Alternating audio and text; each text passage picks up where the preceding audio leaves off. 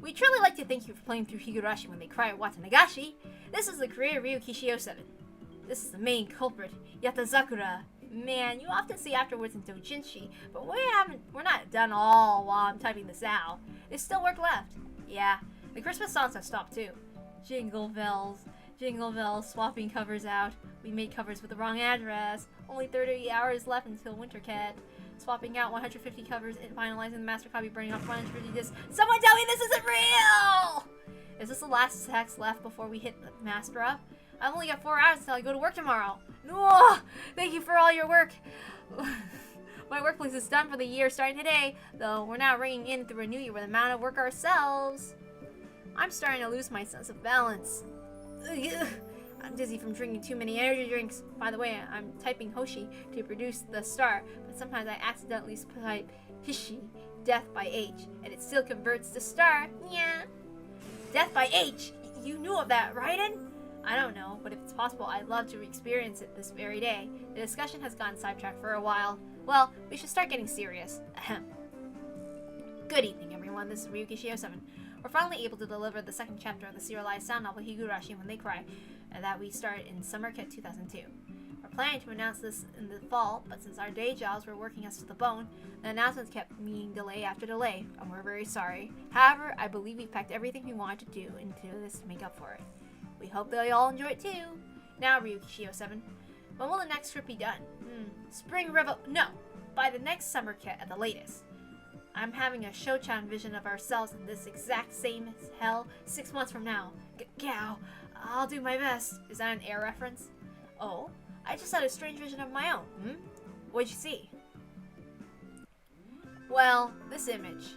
I forgot! We'll be keeping this one a secret for now. What on earth is this? Is this a figure? A garage kit? Or as the experts say, is this a garaki?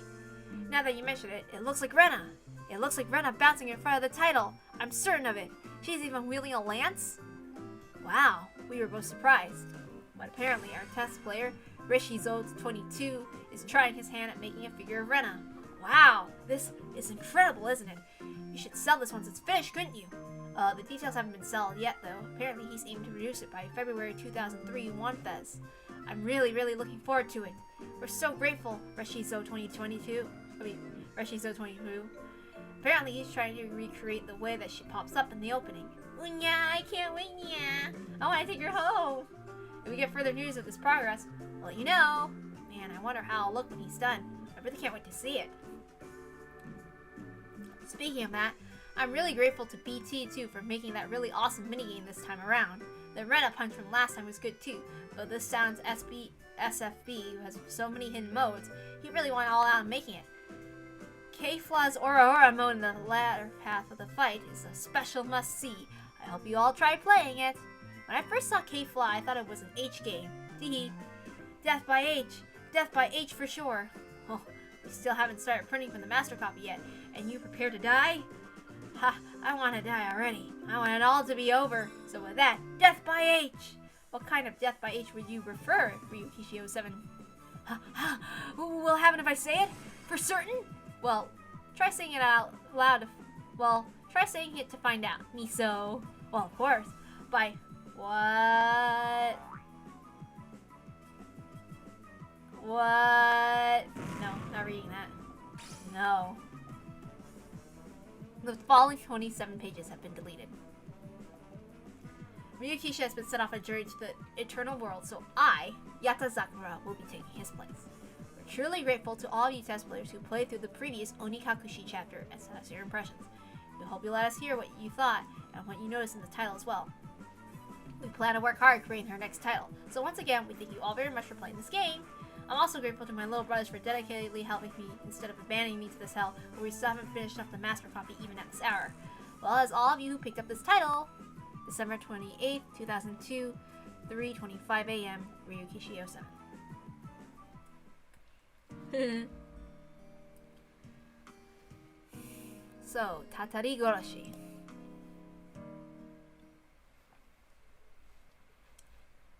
Good evening, this is Ryukishi 07. No! Yatasakura! Yatasakura! How many left today? How many days are left until summer get now? Good evening. This is Yatazakura. Whoa! Ryukishi! Today is August 11th, yeah? The first day of summer camp is August 15th, so whoa! A whole 4 days! We have 96 hours left, yeah? That's a huge difference from last time. We can do it if we try. Completing the game with time to spare. That's being an adult! That's making Dojin games as an adult. Hooray! But I have a few mixed feelings again this time, yeah? I need to do play of error checking. Once you're done error checking, let's print. Then we'll put the label stickers on the printed CDs. Then we'll need to put a little thought into our counter layout. Last time we forgot even the tablecloth. It was a really pathetic display. For starters, the world of doujinshi software is harsher than that of doujinshi manga, yeah? Yeah, with manga, you can stand there and read a sample and get a general idea before buying it, so they're extremely low-risk purchases. But you can't do that with software. There's nothing hidden with CG collections, yeah. What you see is what you get there, yeah. But with novel games like ours, how are you supposed to promote them? From what I've heard, even big Tsukihime saw hardly anyone pick it up when it was first released in its half-moon version. At least that's the story. The only thing you can do is work hard and make a good game. So that way you can build up trust, yeah? And it's every creator's biggest dream to have lots of people play their games, you know? My first solo debut at Comiket was a very sad reality. That was the summer camp I don't remember. I was worn out from how busy my main job was and spent my time in and day out just waiting for night to come. I spent those days just constantly afraid as time for myself kept slipping through my fingers. That was when I was drawn to a recruiting members ad in the colophon of a doujinshi I picked up in Yatazakura's room. I started doing doujin work under different pen names than I use now. We all got along well enough and I drew up a modest manuscript. Then after gaining advice and help from a lot of different people, I sent it to the press and printed 200 copies of my first offset doujinshi. I've been showing Ma's results now, so when we make it through Comiket selection, back then, they were cold to me. I'll never forget the sadness I felt when the rejection letter came after I sent it to the press. In the end, the circle I was with at the time showed me kindness. I managed to get my book on display there, but thinking back on it now, it would have been better if I hadn't. Summerket sees tens, no hundreds and tens of thousands of people pass through, but no one would take up my book. I worked so hard, I drew so much, but in the end, I only sold about 5 copies. I was sad. I was frustrated. I played Comic Party, and I seriously cried at Amy's route. I could have given in despair and stopped creating anything that day, but I wanted to play catch with people I could only meet at Comiket with the work I created as our ball. It was just the desire for that communication. That was my only hope. Ryu, you worked hard and pushed through your to tears, yeah. By the way, what kind of doujinshi was it that you made, yeah? I think you can find it if you search my room, but it's so embarrassing, so cut me some slack on the art. Don't judge a book on art alone, yeah? What's important is the heart and what's inside, yeah? Now, come on, tell me about it. Well, it was a story manga, an original one. It takes guts to create a story manga when fanfics are at the height of doujin manga world, yeah? Well, it was also 18+. Well, most doujin are 18+, yeah? So what was in it? Well, there was no gags or salvation. It's what they call the brute genre. So you went hardcore, yeah? So what situations were they in? Well, there was a woman who was being blackmailed by a group of bad people. Well, there was a woman who was being blackmailed by a bad group of people that forced her to do as they told her. That's common, yeah. So what did they tell her to do? Well, they had her change into different outfits. What do you mean? At the time of Final Fantasy VII's release date, it was getting close and I was hooked on Final Fantasy. Sorry, my reading is getting I don't see how that relates, yeah. Well, in short, they made that girl change into some Final Fantasy outfit after another and did it with her. You say Final Fantasy outfits. There's so many, I can't even begin to picture this, yeah. Well, to trace my memory back, first I had to imagine what each princess's outfit from Final Fantasy 1 to 3 would be from the pixel art. Then there was Rose's outfit from Final Fantasy 4. Then there was the Monk, Red Mage, and Dragoon outfits from Final Fantasy 5 with no makeup. Of course, there was Terra and Sully's outfits. Cell's outfits from Final Fantasy 6, and even though it was yet to be released, they publicized illustrations already, so I chose to use Tina and Aerith's outfits from Final Fantasy 7. What do you think? It's a cosplay H manga spanning all of Final Fantasy's history, so the guys would have her change into different outfits and force her to do it with them. See? See? Incredible, right? Your friend from vocational school H Eastwood Square, right? You should really be saying this to the public. Should you really be saying this to the public? By the way, this Final Fantasy chapter was only in one storybook. There's actually another story I added to it.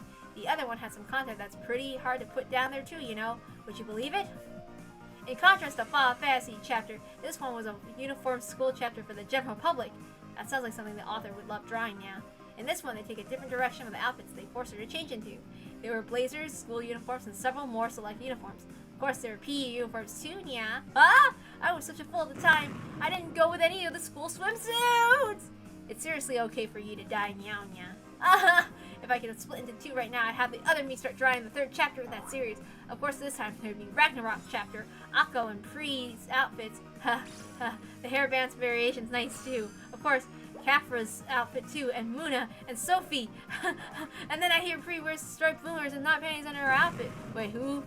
Way to go, Gung Ho! I'm going to quit my job and get a new one as a slave to gravity. What? What an incredible display of human failure, yeah. Ryuki shows once more savagery to the Eater. No, that world. So I'll be wrapping things up again, yeah. We're truly grateful you decided to purchase Higurashi When They Cry. We're also truly grateful to all those who helped us produce Higurashi When They Cry. We're also truly grateful to all of you for supporting us despite our work being what it is. Yes, this towel is made for our gratitude toward you all supporting us. And if you truly bring us both great joy of this towel that you finished up has managed to repay some of the kindness that we received from all of you thus far. Though this is a modest towel, we pray that you'll enjoy it. We truly like to thank you very much. We hope you will continue to offer your guidance and encouragement. With our next chapter of Higurashi, we're finally entering the climax. We'll be working hard to produce it, so be very happy if you're looking forward to it, even a little. August 11th, 2003, 07th expansion, Ryukishi 07 and Yatazakura. See, I don't know what's going on. My words are fumbling, dude. Next time we'll be at Winter Kent. Even if we start production on September 1st, that's only 4 months, yeah? So then, okay, the female assassin's outfit looks like a school swimsuit no matter how much you look at it. Of course, we'll have great expectations for the excessive exposure of the dancer's newest advanced class too! Grit your teeth, yeah! Now! Discipline! Discipline! My god, Ryukishi, you're such a perv, dude. Violent teacher, what? I don't get it. But I've played some of Final Fantasy, but okay. I don't know. I don't know any of those characters that he's gushing about other than past like 7 and I haven't played anything from 7 to 10, okay? I only played those. So I don't know what he's gushing about. So let's do Himatsubushi. I don't know if you noticed, but sometimes I fumble, and like words just switch in my mouth. So, yeah, I can't help it. And so it's finally time for our staff room. Once I'm done typing out this text, I'm finished. So with that, hello, this is Ryukishi 07. You're taking too much time typing out this silly text. This is Yatazakura nya. Now then, the main people behind the production of Higurashi When They Cry are myself, Ryukishi 07, and Yatazakura. But of course we're not producing this style with just 2 of us. Of course not, nya. We need to be grateful to the others helping us, nya. And so, in today's staff room, I'd like to introduce everyone. The first 2 we need to introduce are 4U and BT. Go on, go ahead, you 2. Hello there, this is 4U. BT here. 4U, B2, BT. Thank you for always helping to support our devil may care Ryukishi's 07 from the behind the scenes, yeah? Now, 4U is the one originally in charge of managing our circle's website, and BT is the 2nd generation site manager. On top of that, he's created a great deal of foundational system for Higurashi When They Cry, yeah? We're incredibly grateful, yeah? 4U has now started his solo career as an original card designer. We pray for the future success of his career. I'm looking forward to a Tsukihime card sheet, especially Akiha. Akiha! In addition to helping with the production of Higurashi When They Cry, BT manages our homepage and our printing and even offers advice on management policies for our circle, yeah? Without the help of 4U and BT, Higurashi When They Cry wouldn't be possible. We're truly grateful. Are you truly grateful, yeah? If those 2 abandon us, our circle's finished in more ways than one, yeah? Of course I am! I'm grateful to the max! Magistrate here's some golden yellow sweets for you. And of course, you'll find some Fukuzawa Yukichi... What? Sans at the bottom of the box. What? What did I just hear? Dude, I don't like that sound. Whatever. 1, 2, 3. Ryukishi, this isn't quite enough, or rather, please pay our expenses. There's a printing costs, ours bill, our necessary expenses, and so forth. Oh, do you need an invoice? What? In that case, allow me to present this night. What? No! Bad. Ryukishi. Beaten up. Please continue to support our no good Ryukishi 07 from out here as well, yeah. Man, I'm really grateful to those two. Please don't abandon us. Now then, the next to introduce is Tokika. He offered us advice in the early playing stages for Higurashi when they cry. He's the leader of the test play Shock Troops who reads the first draft of the scenario and gave us his impression. Go on, Tokika. Say hello. I've got a guild meetup today, so I can't spend too much time here. Now, don't say that. Just give us a few comments. I'm heading to GD2 with my guild mates now, so later. Oh, sorry, move. I got a customer buying LU. I think that this is the man who once cleared Endhinder on hard mode. The same hardcore shooter who passed through Ace Combat's 4's megalith at 1200 kilo. What? kph. I don't know how to do that into a whatever.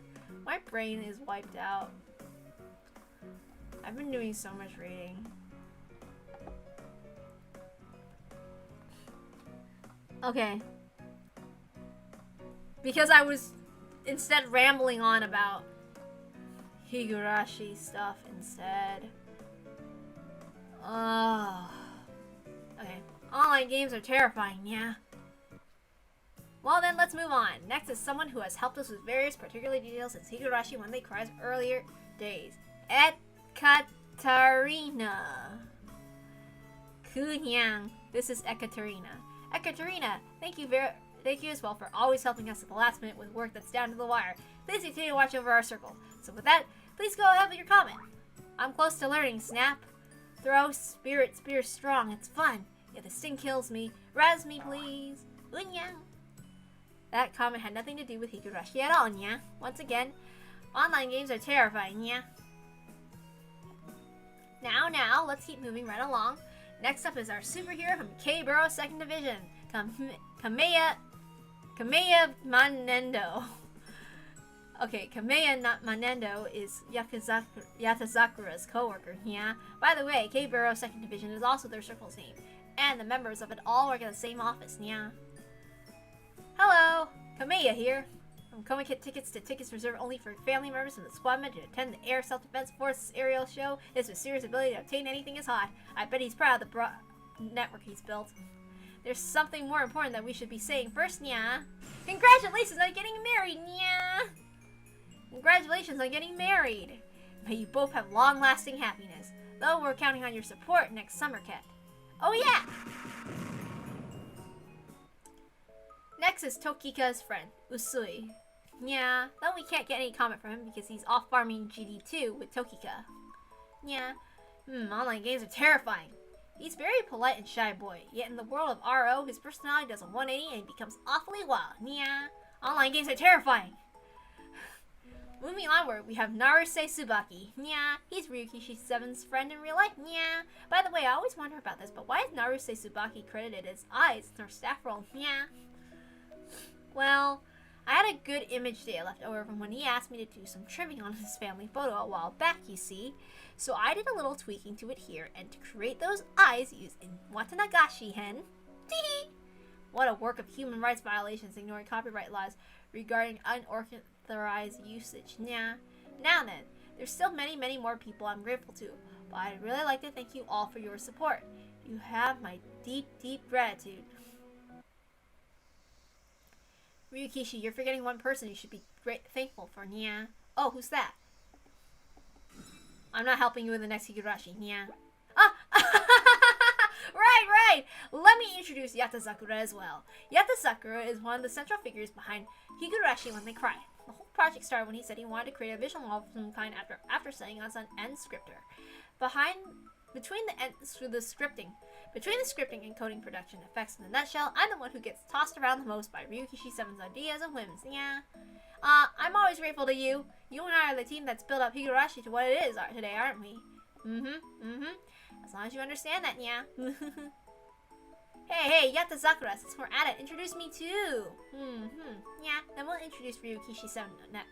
Oh, Ryukishi 7 next. Yeah. He's in charge of writing script, drawing the artwork, and being selfish. Yeah. Thank you. I'm Ryukishi 7. It doesn't matter at this point, but Ryukishi, you're taking too long to write in the staff room. I wish you hurry up and finish out typing this text, yeah. So sorry.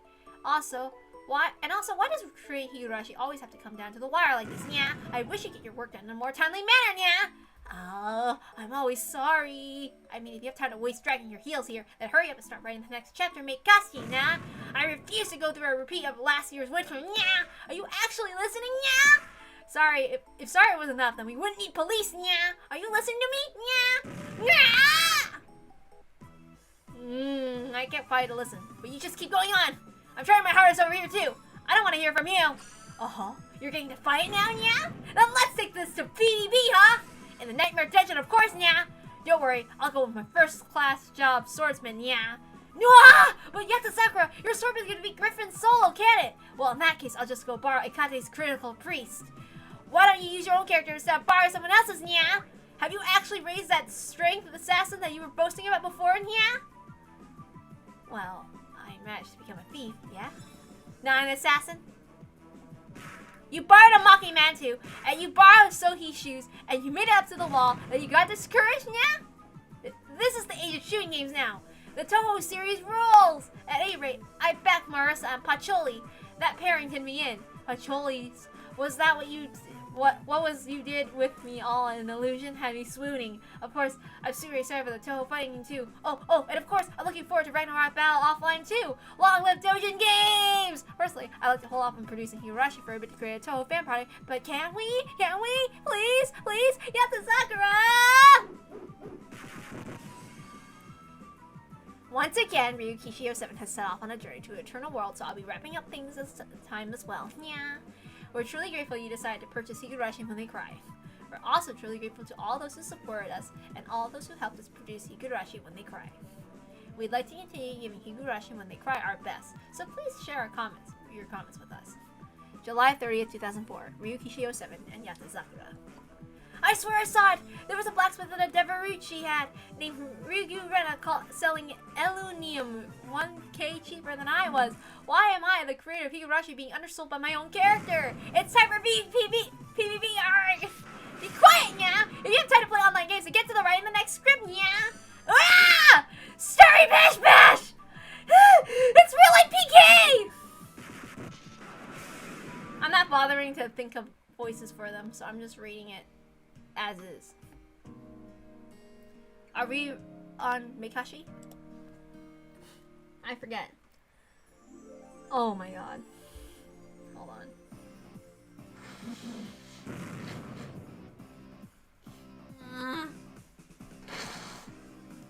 This is what happens when I get too emotional. Ah! Grit your teeth, yeah! Nice punch, Yatazakura. Sorry I was late with the scenario. Teehee. Developing Higurashi always shaves too many years off my life, nyan. I'm sure Higurashi is going to kill me one day, nyan. Well, still, I feel like I put a good amount of work into it too, you know? But for some reason, I always just happen to be on my break when you come over. When I was playing Ring of Red, and when I was playing Silent Hill, and when I was playing Siren, and when I was playing RO, those were all breaks. Oh! That's truly annoying, yeah. Now then, still, this is upcoming winter kit will be a hurdle, yeah. Man, I still can't believe it. This is all thanks to everyone who supported us, but we're going to be right next to W Nabe Sei Sakujo. We're going to be their buffer zone, aren't we? I bet that's exactly it. The preparation committee is bullying us! A few years back, they put us on the wall of West Hall, but that left me crying, yeah. Emotionally, it's like, what? It's like, you know, when you're fighting the boss at Raystorm's space stage and he fires against giant beam cannons for both shoulders, so you all squeeze between the beams and dodge his fire, but then when both of the beams get wider, it gets even harder to dodge in those narrow confines. To put it in Toho terms, it's like boss Marissa's lunatic spell. You know that the moments she fires off double master sparks. Oh, but there's no gap with that one. That might be even more accurate example then. I wish the bullet curtains would have just hit us too. That's a crazy example now. Well, I guess we'll overlook some jokes since this is a staff room now. Since this is a hidden staff room too. inside jokes galore. No catering here. If you can follow them, then follow on. So with that, it's time for our customary RO discussion. First off, we cannot forget about Tokika, the legend of the Overfiend. Wait, that legend of the Overfiend. It's pretty amazing apparently, yeah. I'd love to see it at least once. To be frank, I think there are a lot of people playing RO with 2 accounts and 2 PCs.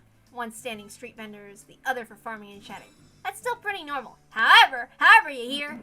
How about 2 accounts, 2 PCs, and 1 PS? PS being PlayStation. What that means is 1 street vendor, 1 farming, and also playing a PlayStation game at the same time. Sounds like some what? I don't understand how that's physically possible, yeah. I mean, I seriously couldn't believe my eyes. With his main account, he was farming the Kobold map as an assassin. So it was okay if he didn't mind it for a few moments. Even when he got surrounded, he evaded everything. When he's on his sub-account, he ran a shop selling aluminium, and he was totally practiced with it too. Even then, he was partying with his guild, running a support priest. He was still running through his Elu shop just fine. I'm surprised that no one died, not to mention that no one in the party noticed. But then while he was playing on his main account, he was also playing strategy games on the PlayStation, so while his enemies took their turn or the game was loading, he'd move his assassin around and play RO. I proposed that Tokika's a phenomena. So, how about you, Yatazakura? From your messages, I take it that you're giving your vitality swordsman a break and going through blue herb farming, right? How many thousands do you have in your inventory again? I hear you even made a character specialized in farming blue herbs. I have no idea what they're talking about. The magicians are the fastest at farming herbs, yeah? 1 fireball and bam! I keep track of several places where the blue herbs grow. Once I pick them, I wait out the respawn time and then check again. So I just go around from point to point managing them. That cool, intelligent management of the herbs is perfect for my magician, yeah? In all anthologies I've read, I've never heard of a magician who was born solely to learn fireball and farm blue herbs. You've proven yourself a man, yeah? Speaking of which, I heard BT's playing a battle priest lately, yeah? A dancer, alchemist, and battle priest? He sure is standing out, yeah? Plus, they're all over 80 apparently, yeah? BT's a hard worker, so they're leveling steadily, yeah? Apparently, Ekaterina has learned Snap after our previous staff room. She said Snap, throw, spirit, spear, plenty of sting farmed, yeah? She's living the good RO life.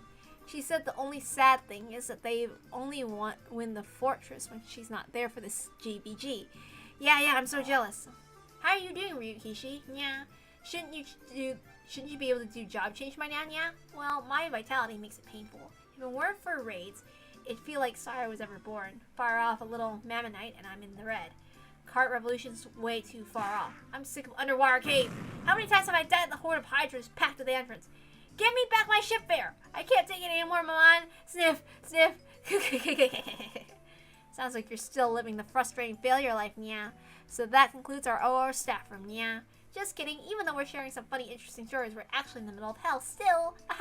There's still not enough sprites. If you have time to write this useless text, then go draw the artwork, yeah! Roger, I'll draw her right away. Oh, but this time there's nothing but sprites for men. Like Keiichi, Kasai, and Satoshi? Hey, can we just make them into silhouettes like wind devils? We're truly grateful that you enjoyed this recent release of Higurashi When They Cry Meikashi. Yeah. Thanks to you, the story of Higurashi When They Cry is finally entering the latter answer arcs. Our next chapter, Sumi Horoboshi, is planned for release at Summerket 2005. We're going to be working even harder, yeah? So please, we hope you continue to give us advice and encouragement, yeah?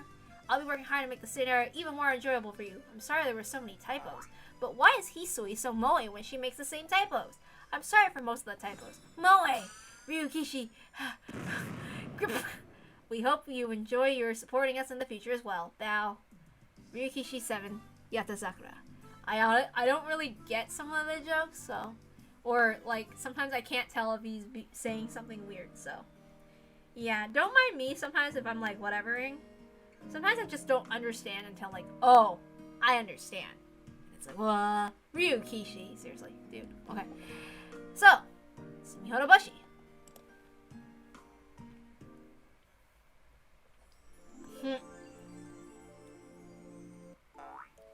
Hello, Ryukishi7 here. Okay, Rikishi7 here. Higurashi's finally up to chapter 6. And we're on a plane right now, and the announcer will be telling everyone to fasten their seatbelts after we prepare for landing. Though once you're strap on your seatbelt. There's nowhere left to run until it crashes. Nya. Yata Sakura here. Nya. Now. By the way, what's our circle going to create once Higurashi's finished? I'd like to brainstorm a few ideas ahead of time, regardless of whether or not we can do them. Nya. So for now, let's just say anything and everything we want. Nya. Next classroom. Next work classroom for games even monkeys can make, aka Monkey Works. Let's iron out some ideas for our next work. Nya. First, we'll need to pick the genre. Nya. Ryukishi, what game did you find the most entertaining when you were a child? Nya. The most entertaining? Final Fantasy. Oh, that really was entertaining, yeah. Dreams, adventure, romance, and mechs. Also encounters and separations and friendship and hard work. Yeah, we can make that work. Yeah. Final Fantasy. That was a game Ryukishi once played like crazy on the SNES. The story was simple yet orthodox and easily relatable. The lack of clear pretension left a good impression. There were adventures and battles between the heroes and villains over the crystals and their power. Also, like the other odd-numbered games in the series, it featured a familiar job change system, one that was refined to the next greatest one throughout the works, or so this author believes. Though there were countless strategies that could be formed by combining abilities from various jobs, which suggested many different ways one could different the various bosses. So even after you beat the game, it still had a charm that made you want to play it again. It's widely known to involve in the circle that our mascot character, Ryukishi Rena, was actually born out of love for that game. You know, Rena, like Reina. Okay, so that'd be 07. See? Like Nana 7, you know. And yeah, even Rena is like see the number puns. Okay, RPGs make it easier to empathize with the characters. The way the steady effort lets you earn EXP and guarantees that you can clear the hurdles before you, along with the party's friendship leading to victory, is really suited to Japanese people. Yeah, that's right. Our next word has to be Final Fantasy. Let's make our very own Final Fantasy. I think they're talking about 6. Fundamentally, it have a taste, or I forget. Sorry. Fundamentally, it have a taste of RPG, and the plot will develop in line with Jump 3's golden rules: effort, friendship, and battles. The combination of various jobs will give a real sense of gameplay. Yeah, that sounds pretty great if we can make it happen, yeah. However, none of us can do such advanced programming work, yeah. We'll have to limit ourselves to something that can be created on N-Scripter, yeah. Which means we'll have to go with a sound novel story with a taste of RPG. We'll need to iron out the story too, yeah. Battles over crystals sounds interesting, yeah, but the crystals are synonymous with Final Fantasy, yeah. We'll have to be careful about that, yeah. So, Ryukishi, what was the most entertaining movie out of all the ones you've seen, yeah? The most entertaining movie? Indiana Jones and the Last Crusade, starring Harrison Ford, aired in 1989. Oh! That movie was hailed as a roller coaster ride, and its exciting twists and turns are perfect for modern audiences that hates downtime, yeah! Of all the ones in the series, the third one, The Last Crusade, was a magnificent action film where Indy fought the Nazis of the Third Reich over the Holy Grail and the power of immortality with battles spanning across the globe. With low-budget films being installed nowadays, the huge scale of it was novel, yeah! That's right! Our next word has to be Indy. We'll make our very own Indy! So if we're going to adapt that first, I think we should update the settings to modern times. I think they got the crystal fragments thing in Higurashi, and then the indie thing in Matsuri Bayashi. Who knows? If we do that, then we'll have 4 modern students going on a big adventure for the Holy Grail. No, the Holy Grail will fall under the Agency for Cultural Affairs jurisdiction, yeah. They have to contradict the Vatican too, so the students would never be able to touch it, yeah. One wrong move, it would become an international incident, yeah. So then we just need to make the main character an employee of the Agency for Cultural Affairs. If we do that, then they can go in and out of ancient ruins too, and they'll be able to uncover legendary treasures as well. So then what? An agency employee can get a job and change and fight evil? What's a job change here anyway? Is he going to become a warrior, ranger, black mage or something? Yeah. The term warrior doesn't even fit the time period at all, and I don't think young people living in the now modern times would get it, yeah. Ah! I've got it, Yata Sakura! How about this? We'll use the English characters that people in this modern generation love. For warrior, we'll use saber. For ranger, we'll use archer. For black mage, we'll use caster. There's plenty of other characters we can use too, like lancer, rider, berserker, etc. So then, the hero is chosen to fight over the legendary Holy Grail, which can grant the wish of anyone who obtains it, who obtain the characters to possess one of those jobs and throw themselves into the never-ending battles. That sounds interesting. Ryukishi. How on earth did you come up with that? It's wonderful. It brings up the fantasy feel with the resemblance of Final Fantasy's job system. It captures the hectic back and forth battles of Indiana Jones over some legendary treasure. Plus, the sound of separate RPG is a novel take. Yeah. Plus, the worldview is supernatural lurking everywhere in the modern day society. It brings out the mystery and otherworldliness that's leading the edge of popularity. Yeah. This will have a huge impact on the world of Dojin games. Yeah. A title like that would reverberate through society. We did it. We suppressed Higurashi. Yes, that sells it. That's our next tile now.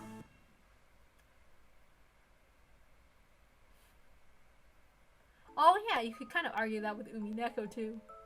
Alright, let's take that wonderful sentiment we came up with and iron it out a little more, Nya. First, what should we go for the tile, Nya? Yes, I have a revolutionary tile that I just thought of. What a coincidence, Nya. I just thought of the tile as well, Nya. Oh yeah? Let's both say ours together. Fate Stay Night! Ah!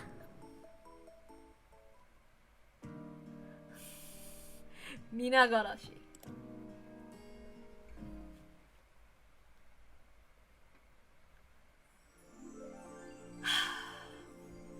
Zero 7th Expansion Emergency Manual 1. If spontaneous eccentric behavior is detected within the staff, then the head of the circle must take rapid control of the situation before the staff commits abnormal acts in public. However, great care must be placed on maintaining secrecy. Emergency Manual Appendix 9 FAQ. What question? If Ryukishi 7 screams out and shouts, Did you know, Raiden? You seem confident in your martial arts, but can you withstand my ultimate technique? Or something from similar, I presume. The appropriate spot is to hit him in the back of the head with a heel kick, but can each individual make that call? The answer, yes, it is as you surmise. Question, if Yata Sakura begins farming Ninetales on the 5th floor of the Payon dungeon the moment I take my eyes off him, I believe that we should immediately administer disciplinary action. But is it okay for me to load up my blacksmith as well and provide said discipline via DM? Answer, it is inappropriate to provide discipline via online games.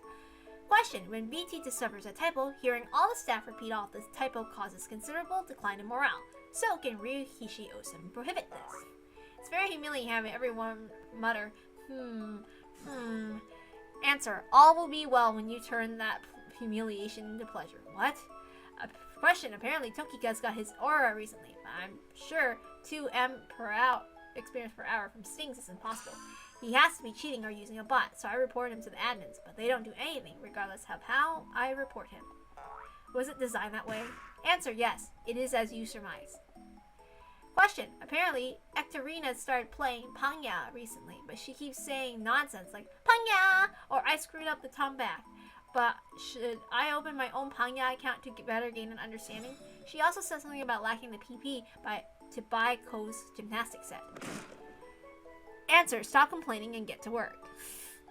Question, in the JSF books that some brought us to use as reference material for a script, there are dangerous red stamps and like taking off the premises is prohibited, or be sure to destroy it, but is it safe to use these documents? Answer, I am just a good-intentioned outsider. Nipa! Question, while writing the Minagarashi chapter, Ryukishi brought many different games, but will they actually contribute to the script? Answer, Sengoku Basara introduces the strength of unified groups. Beatdown introduces the importance of gathering allies. Shadow of the Colossus introduces the courage to fight against ginormous enemies. Brothers in Arms introduces how to fight alongside allies. And Shinobido, Way of the Ninja, it teaches that it's not always smart to agitate things, along with the importance of powerful blue flame that carries out matters very quietly. Man, that was one of the most fun ninja games I played, setting up the stealth landmines in advance along the enemy's path using the gunpowder and grenades, specialized in knockout to launch a surprise attack on the flank on the ox cart guarded by the heavily armored Taraba. Was the first time I felt such thrills and excitement in an FPS. Man, silent killing everyone from behind for a whole process in charge of delivering important papers was intense. I had to size all 7 in under 10 seconds without anyone noticing, including the guards. It was surely being a shinobi. I definitely recommend it in those who are sniping over Assault and FPS, or those who prefer Assassin's Creed over Medal of Honor. I also admit it contributed to writing a lot of Minagarashi chapter. Wait, what am I doing? Hello, this is Ryukishi 07. Man, the final hell lasted a long time this round. Thank you for your hard work, everyone. Though I'm typing this, we're back in the final stages. All I can hear are the groans of men thoroughly exhausted by this hell. Hello, this is Yata Sakura. Nya. If we actually manage to get this chapter out in time for Winter Jet, then it's all thanks to us. Nya. Ryukishi works too slow. Hello, this is BT. If I wasn't keeping an eye on Higurashi would be in terrible shape. From all the staff here, thank you very much for always doing this. Higurashi is safely going public thanks to all of you. Thanks to everyone, we're able to safely deliver Higurashi when they cried Chapter 7. This is all thanks to everyone who supported us. You have the heartfelt gratitude of all of us as the staff of 07th Expansion. There's only one chapter of Higurashi when they cry left. Just the Matsuri Bayashi chapter. We plan to do our best to make it worth reading as the final title for this long story. So please, we hope you stick with us until the end of this tale, and thank you very much for reading through this disgraceful behind-the-scenes staff room. We hope you continue to support us in the future. 07th Expansion. Excuse me. Okay.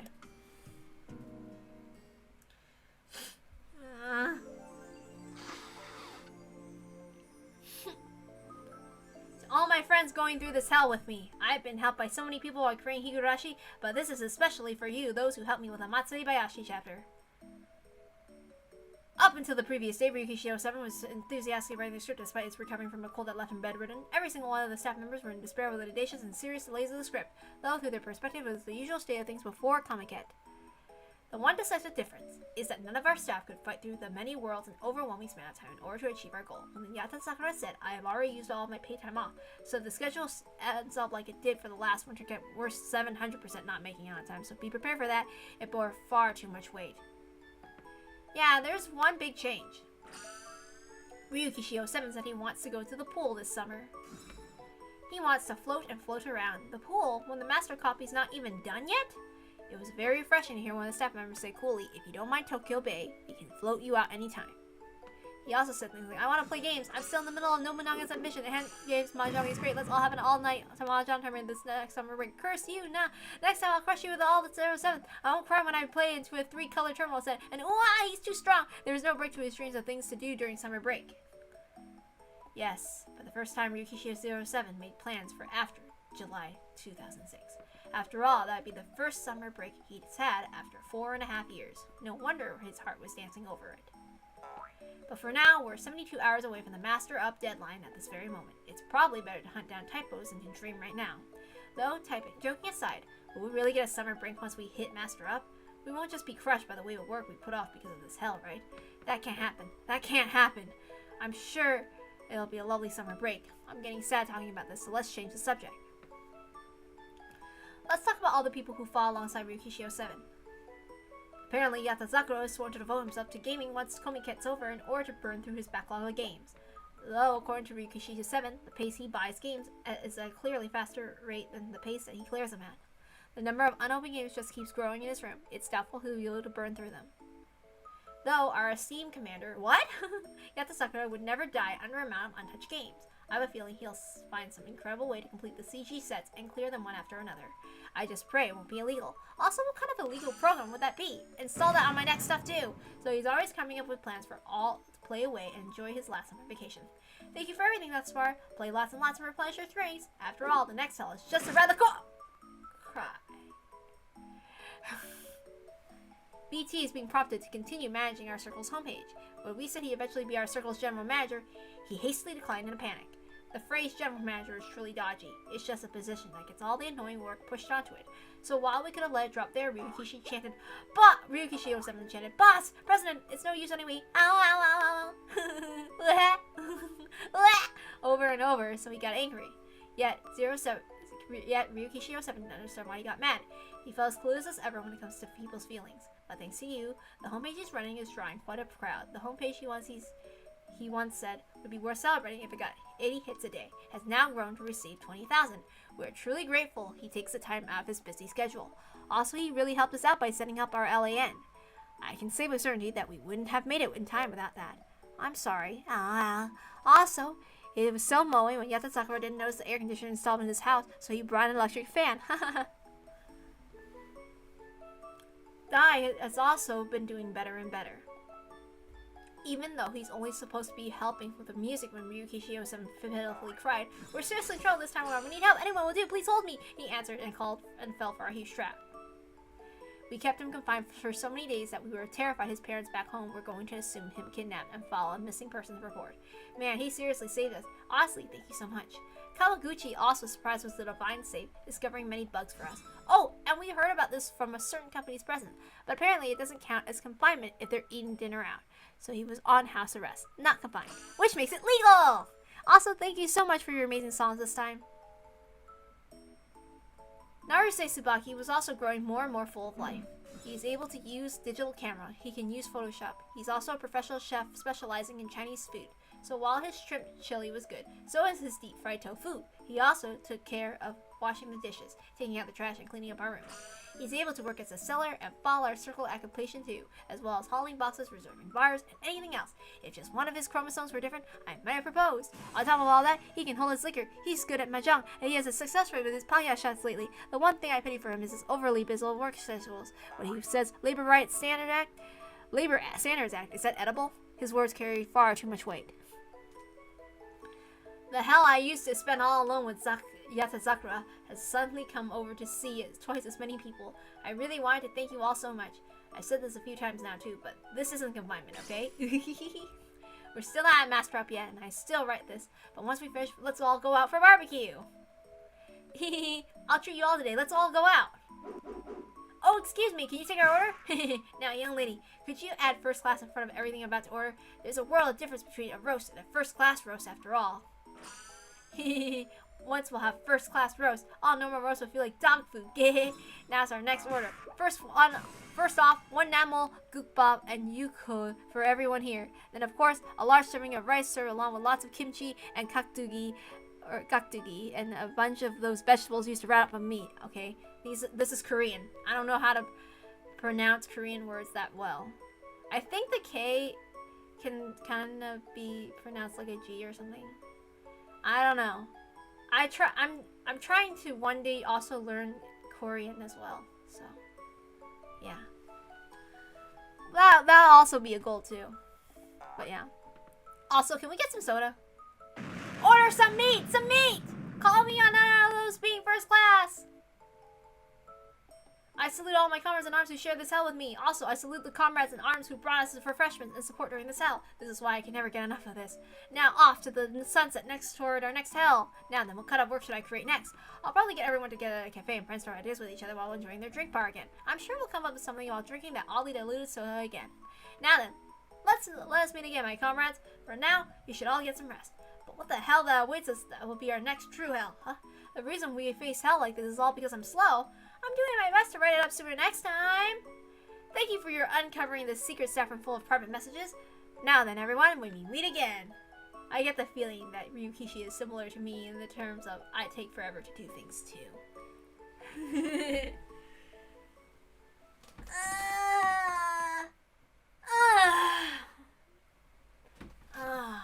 Okay.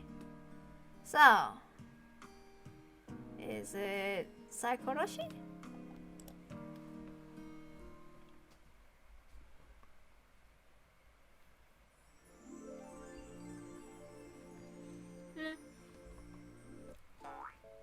Good work, everyone. I'm Ryukishi 07. Well, we had nothing but long chapters thus far. It's nice to have short ones once in a while. Just confess that it was easier to do the work, Nyani. Hello, I'm Yatazakura, and it looks like I won't be getting a paycheck this time. Well, leaving that aside, with Higurashi having come to a close for now, 07's expansion is finally speeding headlong towards its next work. I wonder what we should make next. That said, time for an emergency conference on what our next work should be like.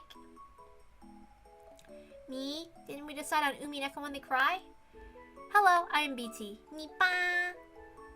Indeed. I've given it the temporary title Umineko and come up with the direction of the story. But is it really what we need? I remember reading this one. Ryukishi 07 will throw all kinds of ideas one after another into a pot in order to make it even more enjoyable work. He'll boil them and stew them together. Yep, I remember reading this. This one was pretty silly. And leaving together overnight in Korea the next day will have to be delicious.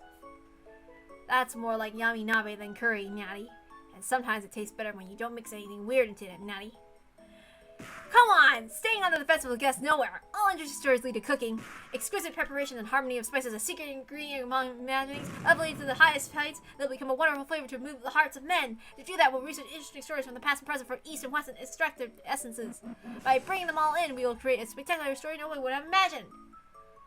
Me. I feel like this will lead us astray, but I think it's an interesting direction. How naive, Natty. I know how this will end, Natty. We'll think of all sorts of ideas, and the other famous tales will fly out like, this is just Tsukihime, or that's just fate, Nyan. Then what about this? If we keep mixing interesting essences, we'll arrive at a famous tile in the end. So instead, we'll do the opposite and throw in these famous tiles like themselves and mix them all up alchemy-like. I have no idea what you're talking about, Nyanin. But in short, you want to rip off a bunch of popular works, mix them up, and maybe come out with something new, Nyanin? Curry rice, fruit punch, and strawberry shortcake. Children love each of them on their own, but if you mix them up, nobody would eat it. Are you sure? Are you perfectly certain of that? Why don't we try curry with fruit punch? Is totally fine with me. While alchemy results in numerous chemical discoveries, even if we get nothing out of it, we might learn something from the process. It's our mission as 07 to shamelessly test it all. It's exciting. It's what we're meant for. There's a water fountain next to you, so I'll wash out your mouth with mud. If I ate curry mixed with shortcake, I want to wash out my mouth too, Nyanin. But I figured out what you're trying to say, Nyanin. It's good that you understand. With that, we'll go to the recently popular... No, wait, popularity doesn't matter. We'll all say that the titles that we're into recently and then throw them hot and boil them all up. Alright, first must be you, BT. Me. It's very difficult for me to pick one of them out, but... I'll go with a safe choice and suggest Rosamine. Ho ho! Safe choice, I think not. You'll get right to the point, Nyanin. A heaping helping of Tsunari heroes is just what this age needs right now, Nyanin. No, that isn't all. It's originality. Having a hikikomori protagonist in a modern world where the problem is only whispered about. It's novelty, having a figure itself in age and figure to only be the heroine. And yet it still has the gold plate for a high road Japanese boys can't help but yearn for. A lover appearing without them doing any work. It has the so-called Esper formula firmly in place. Huh? With an essence so perfectly aligned with the times, I can see why that alone would make a huge hit. Yes, it's suitable for the first ingredient in melting the pot of 07's next worth. The next Yakuza Sakura should take a turn. I have a bad feeling about what he'll say, though. If you want the high road, you can't leave things up to, jump stories out of things, Natty. Whoa, I have to suggest Sakigake Sakijuku Nyanin. I don't know what he's saying. No, I knew it. The golden age constructed by Japan is also the golden age of battles. Any of us Japanese boys can attest to the fact that the catharsis of battles is created our very genes. All those strong enemies standing in your way every episode, you alongside the reliable thing to take out one foe after another. Normally, battle stories are weak in having a single protagonist, so battles turn into the same thing every time. But by increasing the number of protagonists, they overcome that problem with the variation. Composition of the battle series delicious and the atlas. After a long time to different cards and situations, each battle I see, you can call the accumulation of fighting scenes that the Shueisha has spent 100 years constructing. The passion of catharsis and the battles span time and space. Thanks to the golden war called fate, it has proven its unchanging attractiveness even in the 21st century. However, Rosen and Shinjuari feel like chlorinate cleaner and acid cleaner. How naive! Some Shinjuku's characters might be macho, school uniform men, they might be pungent with sweat, but that's merely the outlook of Jump Comics, only because Hotoko no Ken was in its prime at that time, Nyanin. In other words, the essence itself is not in the visuals, but in the catharsis of stream battles and the myriad of combat situations that would never be opposed to Rosen, Nyanin. Yes, a sharp reading is always from you, Yatada Sakura. You're correct. In other words, we must elevate the L game that appears in Rosen's story as well as Juku's fighting tournament. In other words, the school principals must be a neat as shut-in, and then the sooner heroes appear uninvited. His action-packed days with those girls is only the opening. Eventually, he'll announce the ass game out of nowhere. What?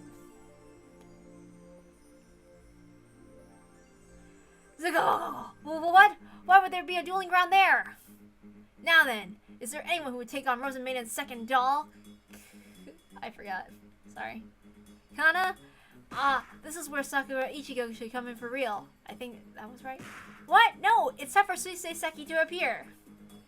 Out of the way, this opponent is already far beyond their measly tactics.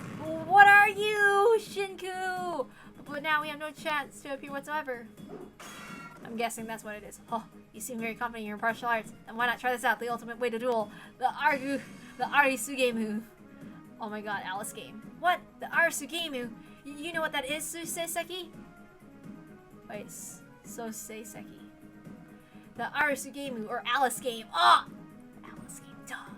Due to the constant conflict, ancient China made an urgent mission to have everyone skilled in the military matters they could. To do that, the emperor at the time used a cruel trial called Arisugemi to try to gather every martial artist with unusual talents. It's incredible cruelty that is said to only allow 1 in every 100 to live through the trial and serve. But it's the honor of these warriors to receive the right to undergo this trial, and it is said that the messenger of the emperor came to the villages to request for participation in the Arisugemi. He was welcomed with open arms. Also, this messenger, according to the historical legend, wore a red mask. In the legend, Lewis Carroll having gone the idea for a later wrote Alice's Adventures in Wonderland, but the most people don't know about it originated from Arasugemu, from Minmei Publishing Company Ginza, and the lactic acid bacteria. I already read this part, so I'm not gonna read it like emotionally or whatever. I did that inside Koroshi. If you want to play the violin in that match, I'll let you play for Enma in Hell.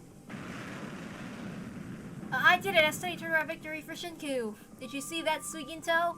Take the hint already and surrender. What fools. I've only been using my low-rank minions, but this time, where the Alice game truly becomes hell. And that's what the story's going to be like. Me, I have no idea whether that's a novel idea or a horrendous one. It's novel, but nevertheless, I feel like some circle has already written something like that. Yes, I'm sure another circle has already thought of this. But we're not done yet. We're still only mixing together two things. With a third thing added to the pot, we'll have something horrendously novel. Me, a dryad spirit could probably do it. We'll be looking forward to your help. Last up is Ryukishi. What kind of work will you suggest to us, Nanin? I'm glad you asked. This is the big hit entitled Ryukishi 7 will propose. Yes, a super child that you couldn't possibly remove from the mess hall. The ultimate king completely dominating Kamikaze Western Hall right now. Not only does it have a fan of a universe, but also a career base for hard and deep, so famous that the music circles aren't said to be music circles until they make an arrangement of a CD of it. The title that has a entire top 10 list of CDs of the Toronto for years with its own genre. Yes! You don't mean... Yes, the greatest peak of shooting games, the legend of the Dojin world, the Toho series! Well, you really developed against 9. Me, but the Toho series is a shooting game. We can't make shooting games in our circle.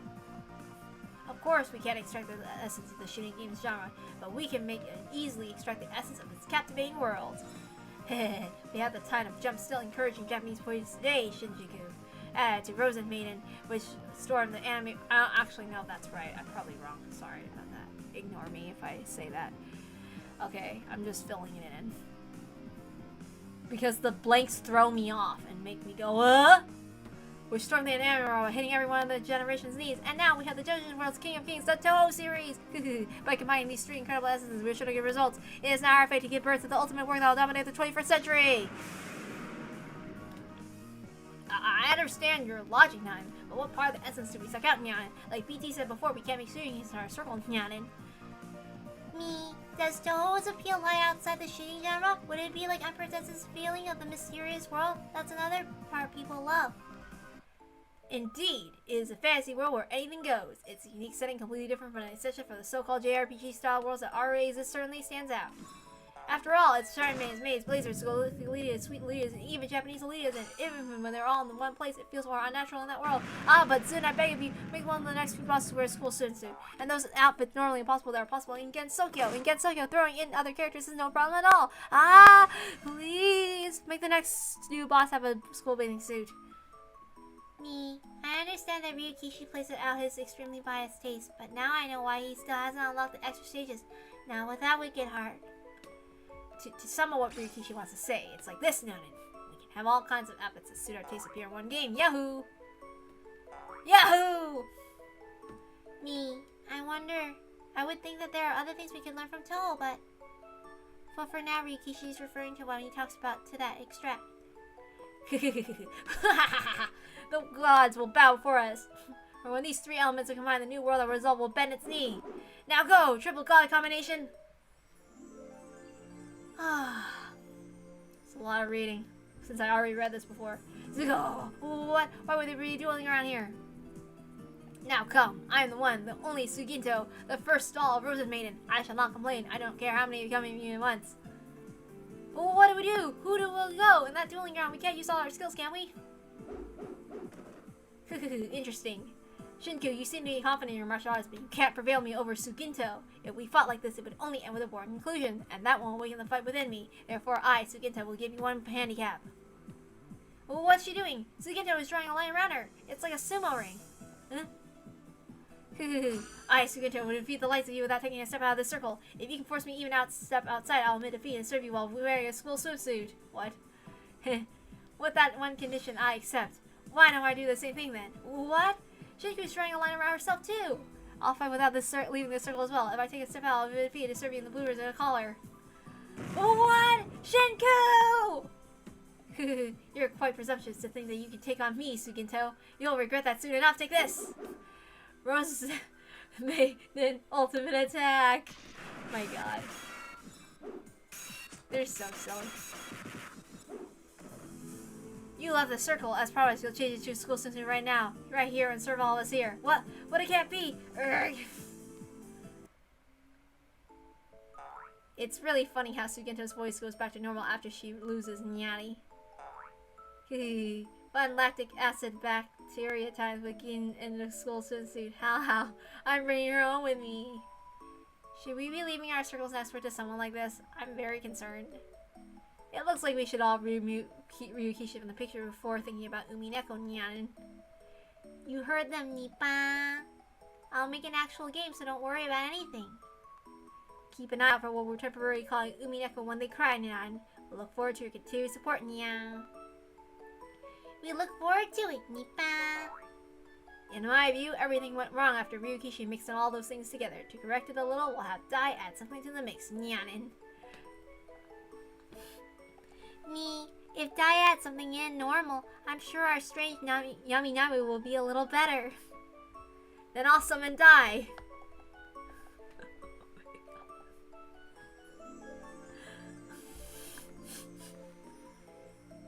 Dai, it's been a long time, Nyan. Yes, hello, it's Dai. But really, what are you calling me here so suddenly for? We want you to suggest a manga or anime that left an impression on you. I see. Well, there are many left to choose from. But what about Dragon Ball? Excellent choice, Dai. Let's go, Rosen Maiden, Shinju, Toho, and Dragon Ball. There was a battleground there. Suginto put up a brave fight, but for nothing. Now she's jostled around. And then the image of a girl with a dauntless smile. What? Are you boss, Suginto? You understand, don't you? If you lose, you'll have to play an embarrassment condition game. Suginto. Oh wait, I don't know. Suginto, you do. If you lose, it's bloomers. Bloomers are dark blue and deep red with white lines. Haha. What? Was the bloomer bit at the end supposed to be a reference to Dragon Ball? I had a vague idea, but it's all vulgar as usual. Nipa. I'm starting to worry about our future. Is our circle really gonna be alright? You might want to give us some time to consider whether or not we should stay together from now on. Please continue support on our circle in the future. And don't abandon us, Nan. Nipa. Okay. And now we can read the afterword for Kamikashimashi. Let's go.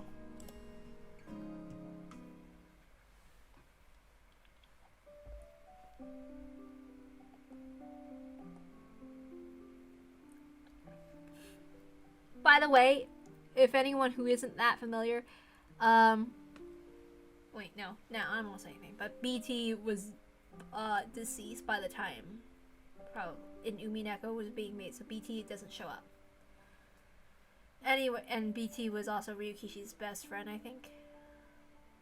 Or at least, like, during that time. I don't know. I'm not that knowledgeable, but yeah. Hello, Ryukishi07 here. If you're reading this now, I believe you've read all of the chapters. It truly has been a long journey. Thank you for sharing all of it with us. My life has changed dramatically since I first announced Higurashi when they cry. So many people have fallen in love with Higurashi when they cry and create many derivative works. Both my outlook and creation on the breadth of what I create have changed a lot. I've met many wonderful people thanks to Higurashi when they cry, and I've learned how blessed I am to have such wonderful people around me. I also believe that all of you are now walking different paths in life since Higurashi was created 10 years ago. Thanks to Higurashi when they cry, I got married and we had a child, and our family took a trip to Shirakawago together. That is the village that is based off of Hinamizawa. Hinamizawa is based off Shirakawago. My bad! So yeah, and also, Shiki also, its setting is also based on Shirakawago. So yeah. They suit Umineko when they cry. I'm getting married. Would it be alright if we use one-winged eagle motif on our rings and welcome aboard? Because of 07's work, I'm now getting married to someone from a completely different nation. These are just some of the emails I received. I never imagined that my talents could have such a huge influence on the life of someone else. It makes me happy with all my heart and I feel honored. With the long, long story of Higurashi, it can be a part of the lives of many people who have supported us as well as my own, and nothing could make me happier.